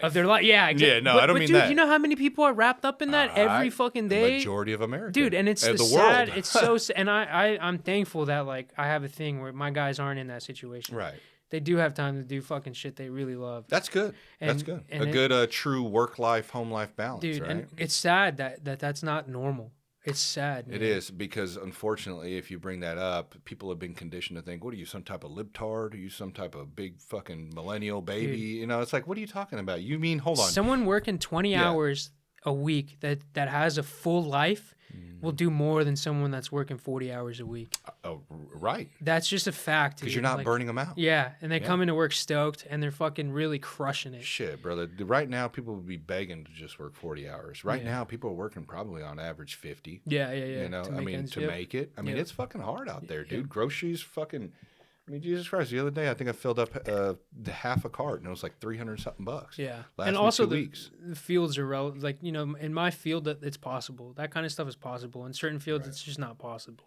So I think anything's possible. That's I think true. it's, That's I true. think That's true. I think it comes down to, and guys will always look at me, you know, in a certain way when I say this, but it's all going to come back to the owner of that company and how much they want their profit margins to be in their lifestyle. Yeah. That's really what it comes down to. Dude, and you know, that's one of the things I had to kind of learn about myself is like, what does my life look like? What do I like? What makes me happy? What's it isn't having a shitload of money. It's not. I don't give a fuck about it. I love flying planes. I like fucking trees and the sunset and sunrises and shit and like I think shooting guns. Like I think just, whatever the like number living, is dude. is to give you your time back. Yeah. And unfortunately, that's not something that's universal. It's going to vary on the individual and how much time that they want, you know, how many hobbies that they have. But I think a lot of the problem, time with their family. I think a lot of the problem is though, is it's that rat race in the business world. It's like, I want more. I want to be on top. Dude, I'm never satisfied. There's I don't want to air anyone out here. I've seen some examples, right? Let's say John, just using a generic name. Yeah. John's making $250,000 every month, which is fucking insane to start off with. Mm-hmm. John owns 10 apartment complexes and has all kinds of expensive shit. Mm-hmm. And $250,000 a month just isn't enough for John because he wants more expensive shit. So he raises the rent on his apartment complex buildings so he can make $350,000 a month. Or he sees the going rate next door has increased, so he's going to increase his. To me, that shit is crazy, bro. I hear and see shit like that, and I'm like, how can you do that to those fucking people, man? These are people that are working every day, trying to pay rent, trying to make it, and you want to make $500,000 a month, dude. Yeah. Like, this is that's like kind of there's a conflict in my mind about that because, yes, this is America. Yes, you can do that. Mm-hmm. But me personally, I couldn't do that. Yeah. That's not for me. And I've learned that through the journey of my business. Like, I don't need that much money, dude. Right. I don't fucking like. I don't even I don't want to make those decisions. I don't want to fucking raise rent on families and shit that are living in apartment complexes. Like that's to me that's immoral and unethical. Yeah. Like you're ruining these people's lives who are just trying to make it. Right. No, I get it. I think it's going to be one. It's the beautiful side to capitalism. There's also an ugly side to capitalism. You know what I mean? Just like kind of what we talked about earlier with like all the death and destruction and choices that we've made as a country, but then the flip side of it is like we have some great privileges as Americans. But could we have gotten there if we didn't do that? You know what I mean? That's the question. That's we don't know. multi-billion-dollar question. Yeah. If you knew that question, you'd be well off. You probably wouldn't even be asking the question if you were that smart. Yeah. You know, but there's goods and bads to things, man, you know, but I'm with you. I wish there was more of a compassionate capitalism when it comes to business owners. And I am not here to dictate. I hope people don't take this in that way. Yeah, I think that's where, like I said, I really wanted to make the distinction. Like, I'm glad he can do that. I can't do that. That's what I'm saying. That's not for me. We are for the freedom of you running the business any way you would like. Yeah. But we can have our opinion. I have my opinion on that shit. Yeah. Yeah, exactly. And if we're seeing that your profit margins in your company are fucking 60% and your employees are suffering or the tenants are suffering, you're a piece of shit. There might be some things you should think about. Yeah, I'm going to call you a piece of shit. I'm not going to say that they should all be paid the same or they should all be given this for free. I'm not saying that. I'm just saying, hey, you may want to look at some shit. Do you need fucking 2 jets? You know? Yeah, do you need 2? Like, you got 2 jets, but your man over here can't get diapers for his kid. Like, what the problem fuck is wrong is with people will say, well, what if somebody tells you, do you need 2 trucks outside of your house? You know what I mean? It's like... That's like 2 trucks. The money is... Those are 2 completely different fucking... And that's what I tried to argue. A jet is $10 million. That's what I'm saying. You know? And I've tried to argue that with people, but people are so groomed right now by social media and all these media outlets that, like, if you think this way... I'm not saying I don't want a jet, though. Yeah. You know what I'm saying? Like, but are you going to fucking throw everybody under the bus to get it? I'm not going to fuck my guys over to get That's the jet what I'm because saying. my guys are like the blood of the business. Yeah. I mean, there's people at fucking like Amazon or other companies, you know, big companies, and their workers are getting paid, you know, very minimum. And you can do that. That's fine. If people are working there, then that's fine. But what's your profit margins, man? Like, what do you, I mean, Yeah. you're flying to the fucking, To the moon, literally to the fucking moon and shit, you're dude. pretty fucking high up, And- you know, like you got and- money to do whatever the fuck you want. Yeah. So it's just, I don't know. I think people need to be, I think if people started being more considerate and seeing that you are actually dealing with human lives, and Yeah. there's this disconnect though, because think about it.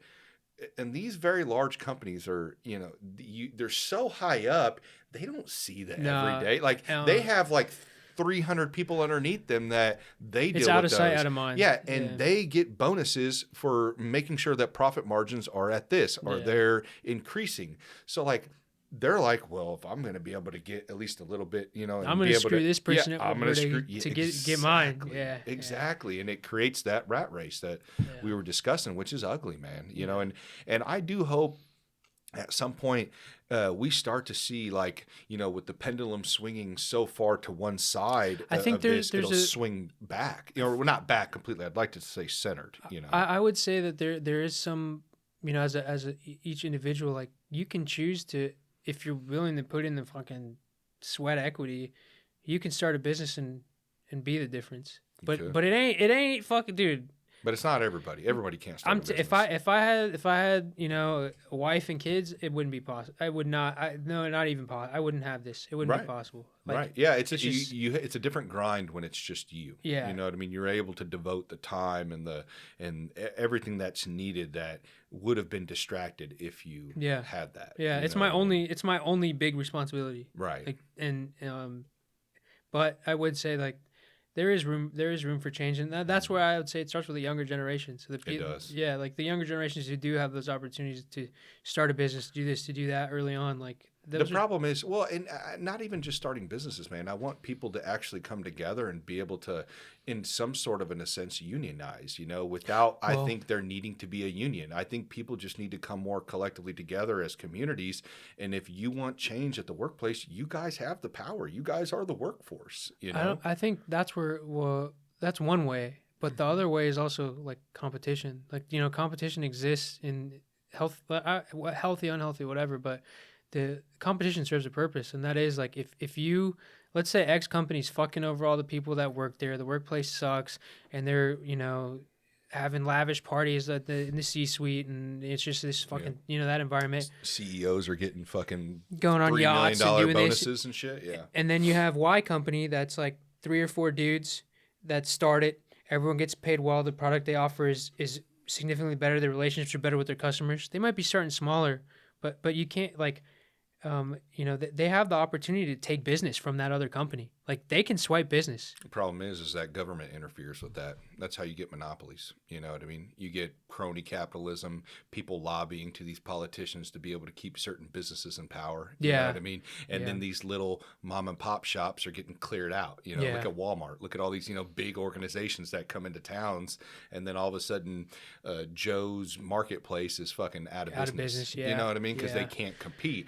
And you know, and then I'm for a free open market. I am, as long as it's not meddled in, and it is being meddled right now. Dude, the meddling gets deep too, because it's, you know, it gets deep. It does, and that's the sad part. If everything was free range, like you said, if there was just, it was a clean slate.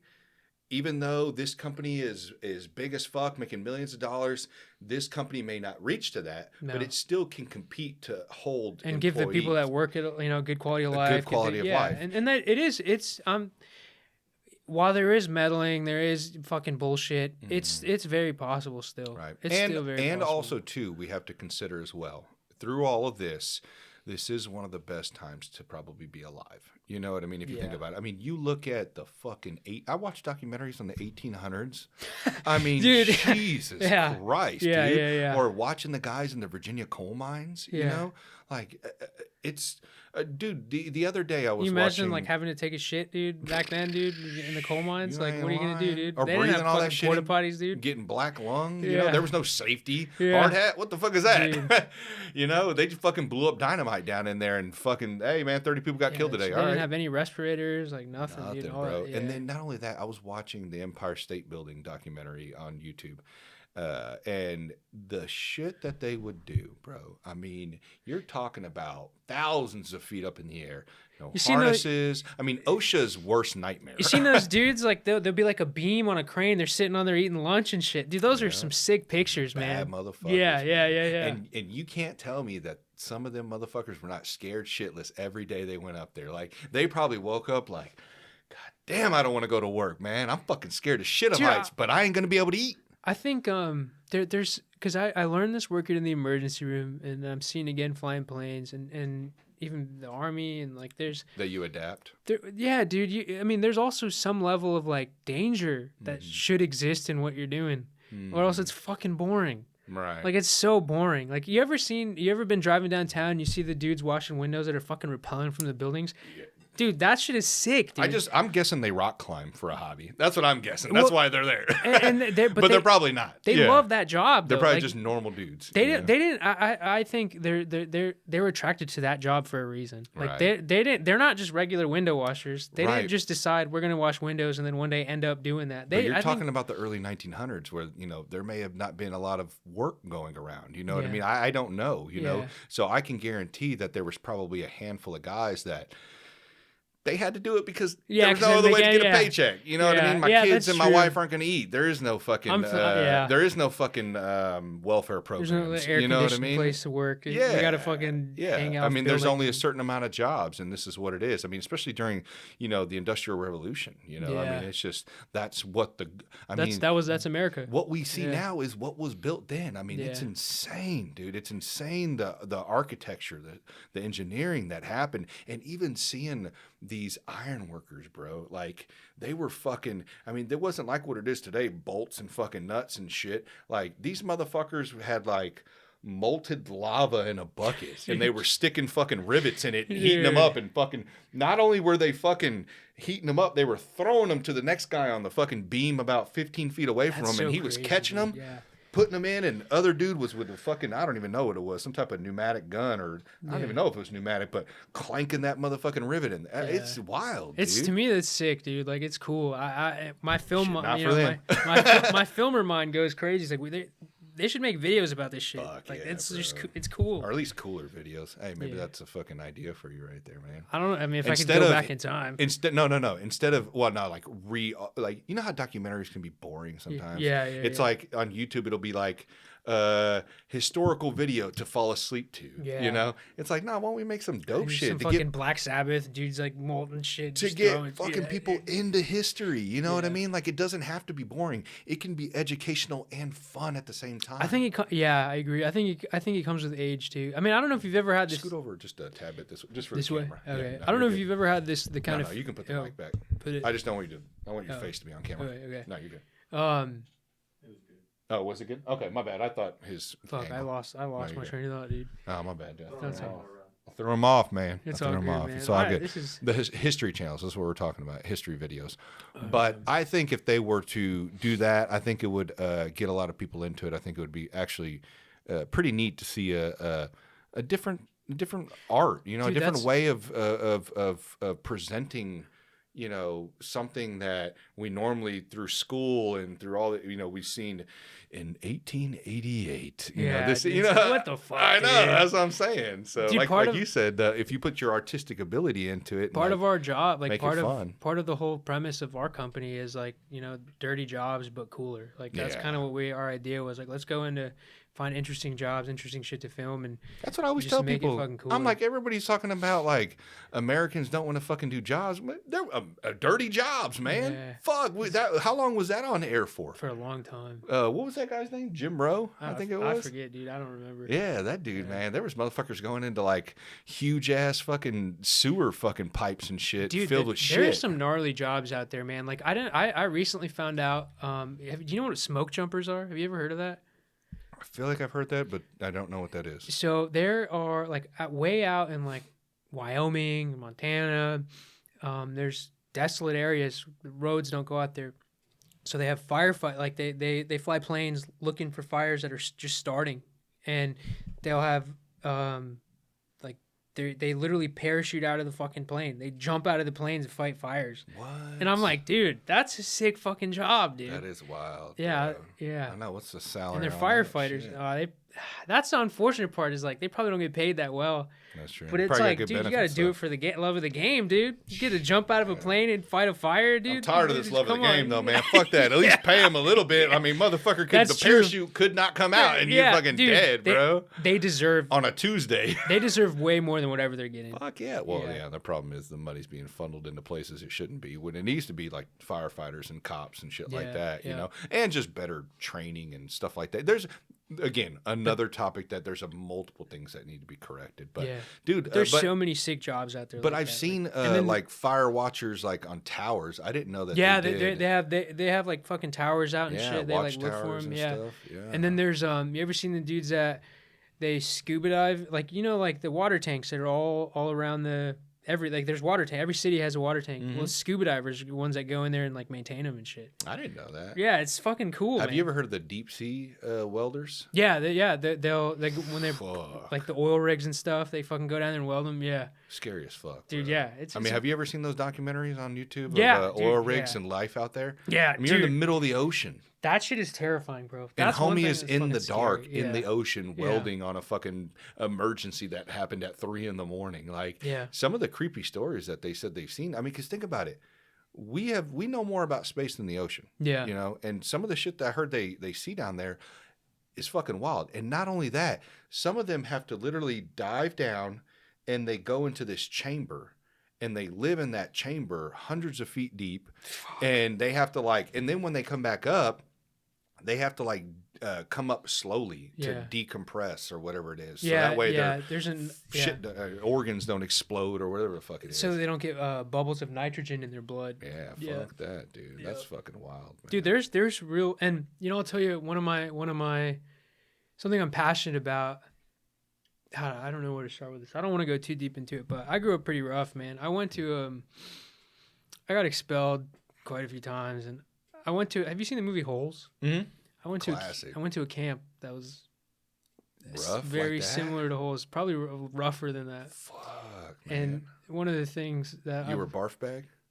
Isn't that what Is they that- used is that to part call of them? oh yeah, did they there's call one it? of the dudes named Barf Bag, Yeah, right? barf yeah, bag. yeah, Remember yeah, that I shit? forgot. Yeah. Zero and fuck, man, that was definitely a classic, definitely gang bro. characters, man, and they were Yeah. like the worst kids from like it was nuts. But Yeah. the reason I'm saying that is because you know a lot of these what happens to a lot of these kids that end up I was one they end up in the system and it's because they like the traditional public school system the traditional system doesn't cater to everyone, right? Up to that mic a little bit. The traditional system, the traditional school system, there's some kids that just need a little bit more. They're a little more hyper, they're a little more, you know, they just need a little more stimulation.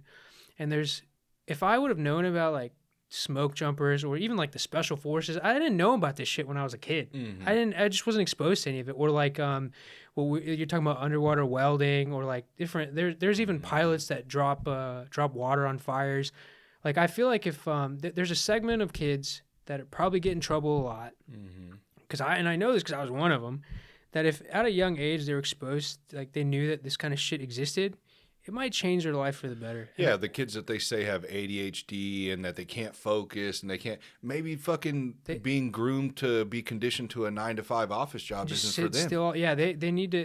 And I think that's one of my plans for the future. I don't know how long, like 10, 15 years from now. I'd love to start a nonprofit that, you know, the job was kind of going to alternative schools, group homes, things like that. That'd and be cool. Exposing kids to like, hey, like this. And it might only save 1 or 2 or 3, but that, you know, it keeps them out of the system. And because the Army saved me, bro. Saving 2 or 3 is better than 0. Exactly. Yeah. Like if I want to join the Army, I can't tell you where I'd be in life right now. I was wild. as a Oh, kid. I get it, man. And I get it. so I hope someday that's kind of the goal to start a nonprofit. That's cool that one thing will change you. Like my biggest thing was my daughter, my oldest. You know, she's going to be 16 this year, and that little girl changed my life more than she'll ever know. You know what I mean? Because even like I said, I wasn't a perfect father. You know, I made bad decisions of, you know, still partying and doing stuff like that. But I was always there for my child because I know how that felt to be left. You know what I mean? Fortunately, I had a father who raised me, and stepped into that role, but I never wanted her to feel like that. You know what I mean? Because it's an empty feeling. You feel kind of abandoned. You know what I mean? And I always told myself that I was like, with her, I knew I wasn't going to be perfect, but I'm like, I have to be there and I have to learn. And unfortunately, she's going to have to grow with me because I was so young. I was 18, when I had her.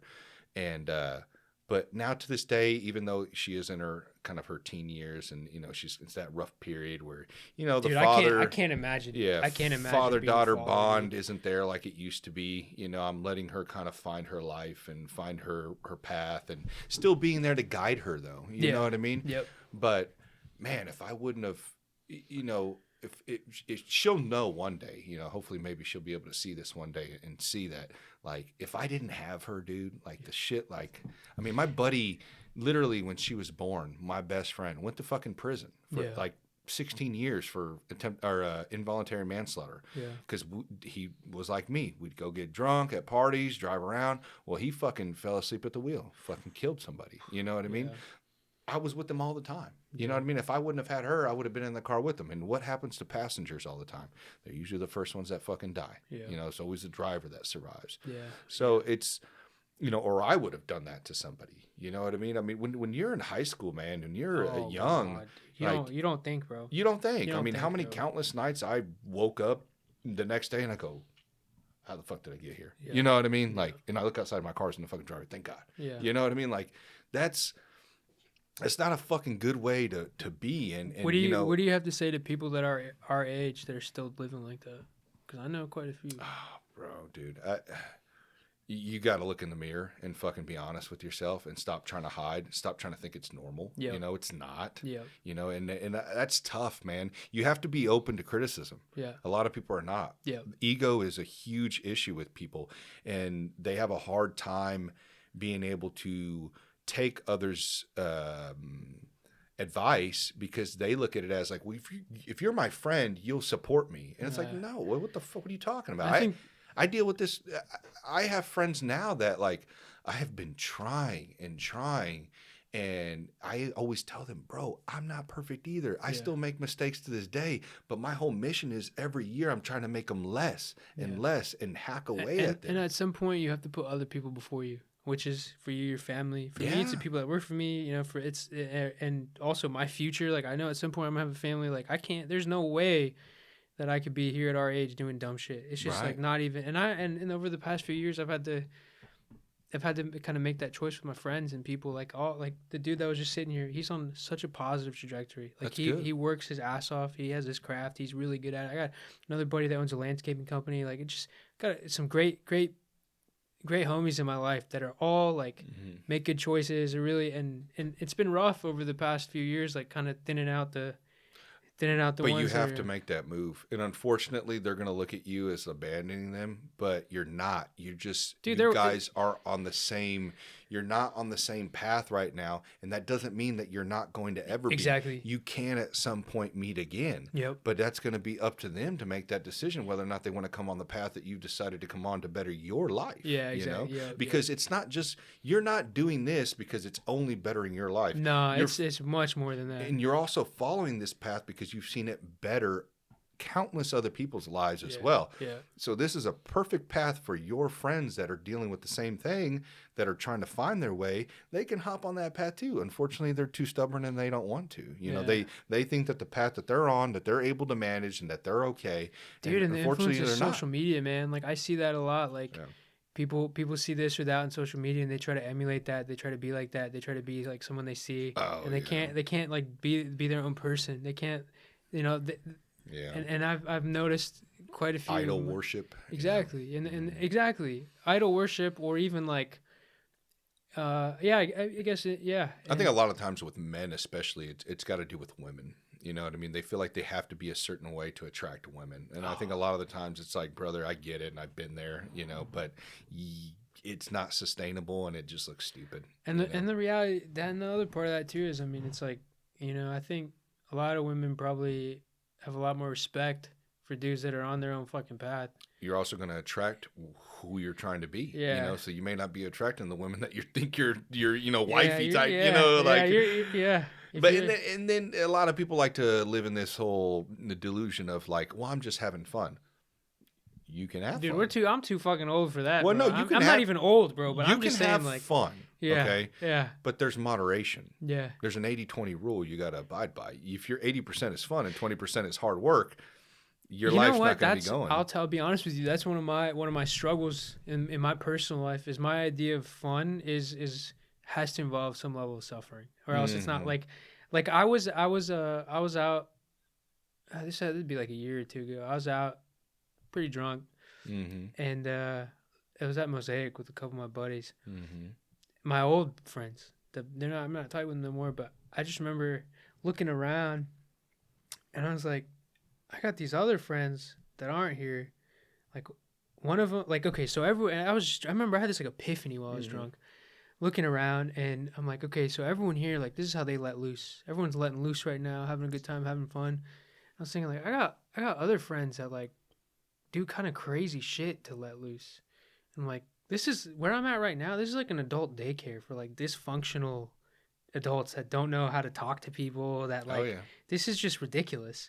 And ever since I've had that epiphany, it's like now I'm like, I realize like, nah, like I would rather go ride dirt bikes, or I would rather go spend a week out in the mountains, or I would rather like that. It's just that's just who I am. Something fulfilling. Yeah. And for me personally, there has to be some level of like a little bit, like it has to suck a little bit. Like I don't like even when we go out to the mountains, like one of the hikes we're going to do is 20 miles long.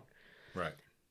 That for me, that does it for me, you know? Oh, yeah. Yeah. Well, you're getting older, too. Yeah. You know what I mean? And I think when you get older, you start to, one, get burnt out of maybe that life in your 20s as well, all the partying and hanging out and just the unfulfilling conversations, the waking up hungover and hurting, and the wasted money and the wasted time with girls that ain't going nowhere, and the drama and all that shit. It starts to get to the point where you're like, I don't want this anymore. I need a little bit more peace, you know, in my life. Exactly. And you know, you can find peace in other hobbies. You know, you don't have to go home and sit in your house and go, this is peace. No. You can find shit out there that fulfills you. You just have to go try these things, though. And that's where a lot of people would benefit from giving shit a chance.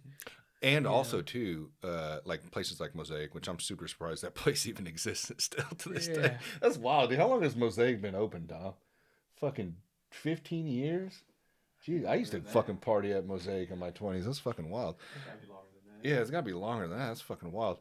But like, and no shade to that place. It was just an example. No, I was drunk looking around like, man, I got a buddy that'll jump a dirt bike over a house for fun. Like, what the fuck is this? It's not even about shade. It's like, but those areas are fine, you know. But unfortunately, people don't know how to moderate them. Like, if you went there on a birthday or something, okay, you know what I mean? That's you met moderation there. Yeah. But if you're going there every Friday, Saturday, Thursday, you know, like, I don't know, brother. And also too, it's like you are at these places because it's easy, quick fun. Yeah. And with that easy, quick fun of dopamine that you're getting, you're gonna pay a price at some point for that. Yeah. Things that are harder, things that take a longer, more effort and a longer period of time to do, they usually have a lasting reward. They're more fulfilling, man. You feel whole, you know, you really feel, No, I agree, man. I agree.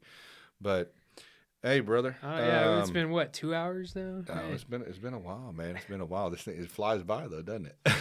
Dude, I'm surprised. Yeah, honestly. I know. See, you were nervous, man. Yeah, I'm not a big camera guy, dude. You're good, not, brother. Yeah. Hey, well, you're great behind the camera. I really enjoyed talking to you, man. You're a cool ass dude. It's always cool to like not know somebody and then sit down with them for the very first time, and then like we just fucking kicked it. You know what I mean? Had a good time. Chopped it up. I'm gonna take you flying now, dude. I'm fucking down, man. Let me know. Yeah. Do you have anything else that you have coming up that maybe you want to talk about, or anything that you want to shout out? Or honestly, man,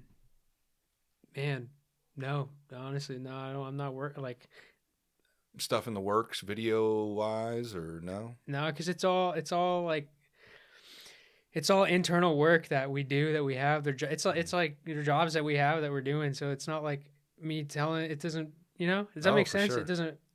I'm glad you let your work speak for itself. Yeah, at some exactly, and point, it does. yeah. Like No reason to hype it up. There's yeah. most people don't even know that I own a business. Yeah. And I'm cool. Like that's how I want it, because it's like that's another thing with business ownership. It's like Don't chase the limelight. don't chase the limelight, and if the business can't succeed without you in it, like without if you make it all about you and you're the poster child of it, and then it can't survive without that, then you don't have a business, dude. That's not what, you know what I mean? Oh, I love that. No, So, I do. I love that, man. yeah. Like really, like that is Like you. the business you should speaks not, for itself. Yeah, you should be building something that's able to run. Exactly. On it, and be able to, like you said, And the like, customers, like Jocko says, like the extreme ownership book that he wrote. You know Yeah. what I mean? Like he is trying to explain to these business owners that the company is only as good as your leadership and the direction that you're giving. Yeah. You know what I mean? And if you can't give that, And- it's not you're going to be almost a prisoner to your own company. and like even like with our customers, like our customers we have some fairly large companies as customers. Maybe one or two people at the companies that they know me, but what they really know is Brickwork, like the name of the company. Right. Like let's call these guys to do this. Let's call these guys to do that. They don't think they don't say let's call Raul. Let's call Raul. We gotta call Raul. I don't fucking want that. No, you don't want that. Yeah. Man. You don't want to have to deal with that shit, man. Because the bigger that you get, you don't want to deal with that stuff. You know what I mean? so you all want to that be to able to go out say- and live your own life. Yeah, you know? all that to say, I don't really have much to promote. I wish I did. Like I wish I had something I was selling because I would get the fuck out of it. Well, maybe my 5 loyal subscribers would buy that from you, but Yeah. No, man. Hey, I appreciate you coming on, brother. Chopping it up with you has been great. You're welcomed on anytime, man. I appreciate that, man. I So really you ever do. want to come back Appreciate on, you know anybody that you want to get on, please bring them by. This show, I've always said many times, man, it's not about me. It's about the guests. It's about, the stories that, we have on here, the conversations. Just like my buddy Michael Reisinger always says, is what I spoke about on this podcast is a virtual campfire almost. Yeah, You know what I mean? yeah. Like this is kind of a primal thing to where instead of hating social media, I've chose to be a part of it because podcasts have changed Yeah, my dude, life. yeah. I worked in a very isolating type of work before I got into project management over the last 4 to 5 years. And so I know how it feels to kind of be in the grind and, needing conversation to at least get me through the day. Dude, You know what it's I mean? and it's interesting. I was I took this girl out to dinner like a few weeks ago. And we were talking, and I mentioned to her like I got some dude. My homies, dude. I fucking love my bros, bro. I love my friends, dude. Like I'm so like I got a few. I don't have a shitload. I got a few close friends, and I'm fucking thankful for them. Right. And I was telling her about like things we like. Oh yeah, we were shooting guns. We're doing this. We're doing that. And she's like, a lot of dudes like don't have like close dude friends. And when she said that to me, I was like, there's no fucking way that's true. Yeah. I don't think fucking so. believe that. Yeah. But Maybe girls no, are like no. that. A lot of dudes are suffering from not having like companionship, not have like having like homies. Right. And it's because social media isolates people, bro. That's people true. fucking sit and look Stuck at their on that goddamn phone all the time. 3 hours goes by. They don't fucking go hang out with their bros, dude. They don't go do shit together. And I think it's important. Like, and I didn't realize how important it was until the last few years because, I got out of the army. Like in the army, dude, we're fucking doing shit all the time. We're like fucking shooting guns, going here, doing that, trying this, trying that, whatever.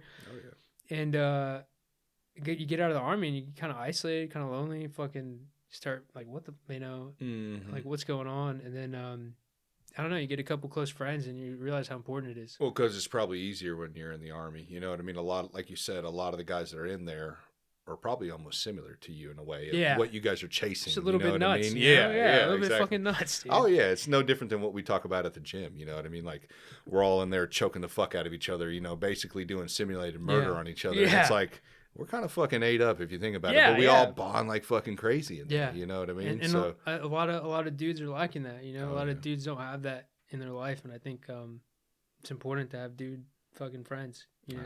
Hey, I seen you eyeing that Yup bottle, Yeah, I was just looking at it, dude. dude. I you know ready this to- shit's gonna send me to the moon, dude. You ready to crack it open? Yeah, let's see, man. Shake it up. Fucking Hold on. Shake go it back. up, Yeah, shake it up. Shake Oh, it up. You got to man. get it primed, brother. You got to get in there. dude. Almost like you're going to do a My bump. whole face is gonna burn, dude. Oh, Go for it. god damn, dude. Yeah, you just feels like you just get Shit wakes you the smacked. fuck up, man. Hey, dude, I fucking forgot, dude. We're gonna fucking talk about guns and bring our guns, but I will say this: what is? I'm a Glock guy. I don't know Okay. what you are, Dude. Glock, affordable. But if I would have brought my Glocks upstairs, I actually show it to you before you leave. I'm a G43 guy. So Dude, that's who I carry around. dude, I have the competitor, the FN Reflex. Oh, okay. But I also, I mean, dude, I really like the Hellcat, man. The Hellcat? What I think makes that? Is it Springfield? Springfield makes the Springfield Hellcat? I'm Okay. pretty sure it's Springfield. But it's the Glock 43X. Oh, you got the X? I only got the regular. I don't know. Is it regular bigger? No, the regular's smaller. Smaller. Yeah, because Okay. I don't want that imprint. Because the X carries 10 rounds, I think, and mine does 6 with one in the chamber. So, But the actual, like, the gun itself is the same size. Or no, it's a little bigger. The polymer is bigger, so the handle is bigger. Okay, so barrel's the same though. The 43X, the Hellcat, and the FN Reflex are all almost like they're all competitors. They're micro nines, and that's for just having around and just in case. I love it. I'm a big primary, secondary.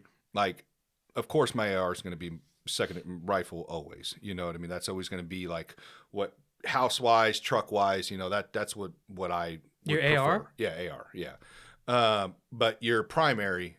To me, what I like to carry and what I find the most comfortable, I'm not a guy that thinks I have to have so many fucking rounds. You know what I mean? Like because if you got a truck gun, you're good. You know what I mean? You know where it's at. I don't have to have a fucking Glock. I do have a Glock 17, but I don't have to have it on me all the time. Plus, it's big, it's heavy, it fucking imprints. Like, and I'm not like a fucking fat, cute where it's imprinting out of me. Like, but the 43, I carry an extra mag in my pocket with the clip, like it's got a little clip. It looks like actually a pocket knife on my pants. And then I usually have a fanny pack on or I carry appendix, and it's just perfect. 13 rounds because I have usually one in the chamber. And I carry a Kydex trigger guard. So that way it's naked. I don't like holsters. I don't like any of that. I just, boom, right there. I got a clip. I got to get one of those, man. Yeah, I got a clip on it. I'm not a big holster fucking person. I'm not. And I'll show you mine. I have a clip that just goes on my belt. So it just sits right there. And to me, it's like 13 rounds. I feel like that's enough. Most incidences you're going to get in are going to be one, super quick. It's going to be in very close proximity, and you're not going to need 30 fucking rounds. You shoot somebody with a couple of times, unless they're fucking drugged out of their fucking mind. You know what I mean? It hurts to be shot. Like they're going to go down. They're going to go unless off fucking PCP, screaming. dude. Huh? Yeah. Unless they're on PCP. You ain't fucking lying. So that's that's kind of my thing. I don't know if you rifles or anything. You're just more of a handgun guy. I for me, guns are more of like I'm still I fucking sent thousands of rounds downrange with an M4 being in the Army, and like I'm still proficient. Can still shoot really well with an M4. Mm-hmm. I go to the range with my reflex quite a bit just to continue to stay familiar with it. Mm-hmm. But for me, it's not. I don't think it's not such a big deal for me. Like I have a couple guns, but mostly they're just for fun to go fucking. Oh, really? shoot You're targets. not like a carry everyday type individual, Dude. I thought about this quite a bit. Mm-hmm. I keep a gun in my house. Fuck yeah, I keep my Oh, pistol. Like no questions, duh. Like Right. someone comes into my house, I'm blowing them down. Oh yeah. Fucking without a doubt. And I'm not. And it's not that I'm afraid either. Like I'm not. If my life is threatened, my first instinct is I'm gonna take your life first. The gun makes you not afraid as much. Yeah, you know what as I mean? much. Yeah. Well, and but a lot of the times, from watching the news and this and that, to me it seems like sometimes it could end up being more trouble than it's worth. Mm-hmm. Because a lot of the times, if you're in a situation where someone like you need to shoot if someone pulls a gun on you, you're kind of fucked from the go. Mm-hmm. Like, what are you gonna do? If on you your be draw quicker, time. dude. Yeah, I was saying, you're quicker. But I'm not. I know I'm not. Yeah. Like and then you end up shooting someone. The amount of time that and fuck like I don't know, man. For me, sometimes it feels like it's more trouble than it's worth. So I don't carry every day. I'll carry if I feel like, all right, I might need this. Certain places. Yeah, certain places. I might. It'd probably be good to have this on me, but it seems like can end up being a little more trouble than it's worth if you. I look at it this way: it's better to have it and not need it than need it and not have it. You're right. And I I can't disagree with that. That's why I carry the 43 though, because and carry whatever's comparable in size, but it's so discreet. I don't even. Yeah. Sometimes I forget it's even on me. Yeah. You know what I mean? And it also comes down to the individual. You know what I mean? My last. Like I'll tell you the guns. So I got I have a Vepr. Just a little bit.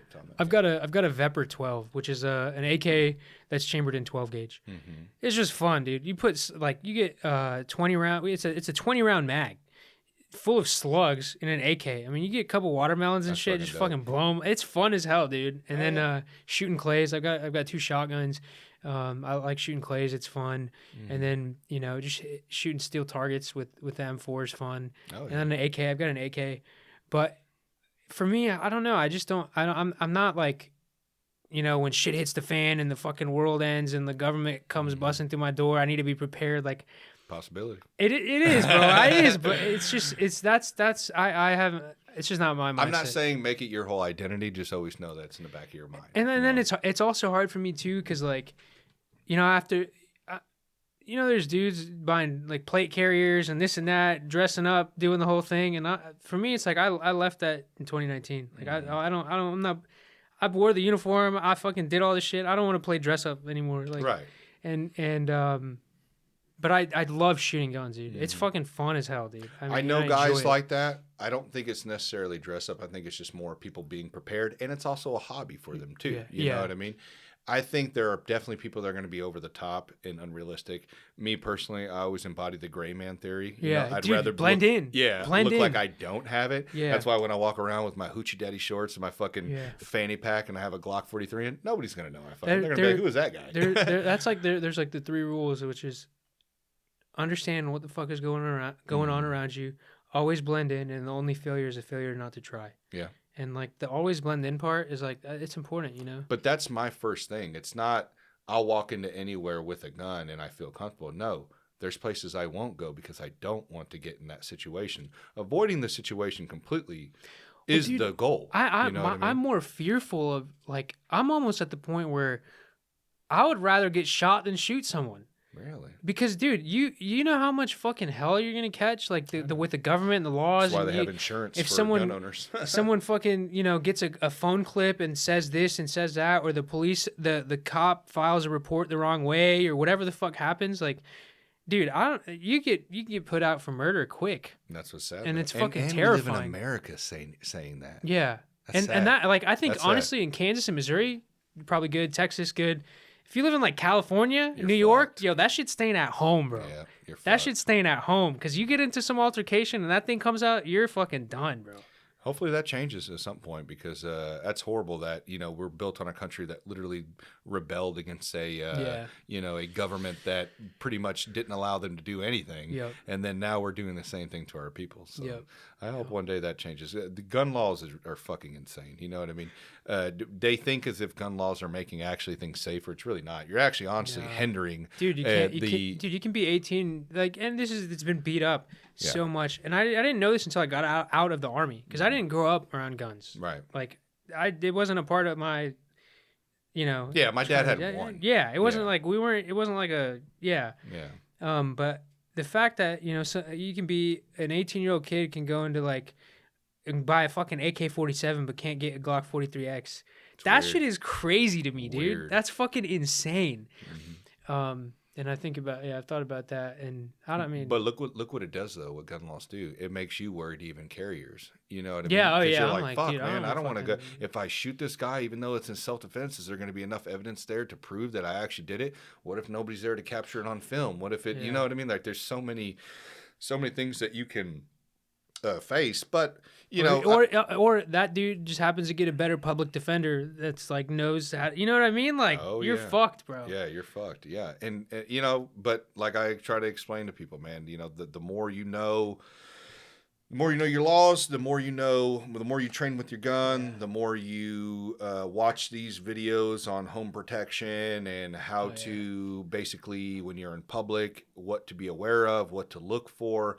I mean, that's going to be the homework that you need to be doing for yourself, so you feel more confident in doing these things.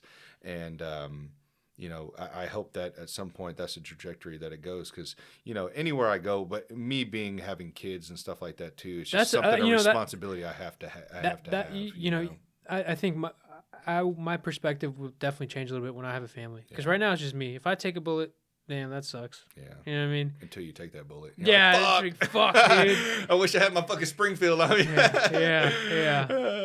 But yeah, I mean, it could. But I get what you're saying. You know what I mean? Because it is just you. And I remember before I had kids, even though it was a long time ago, you know, you have that mindset of, I don't fucking care. It's whatever life takes is just, or whatever life leads, it is what it is. You know what I mean?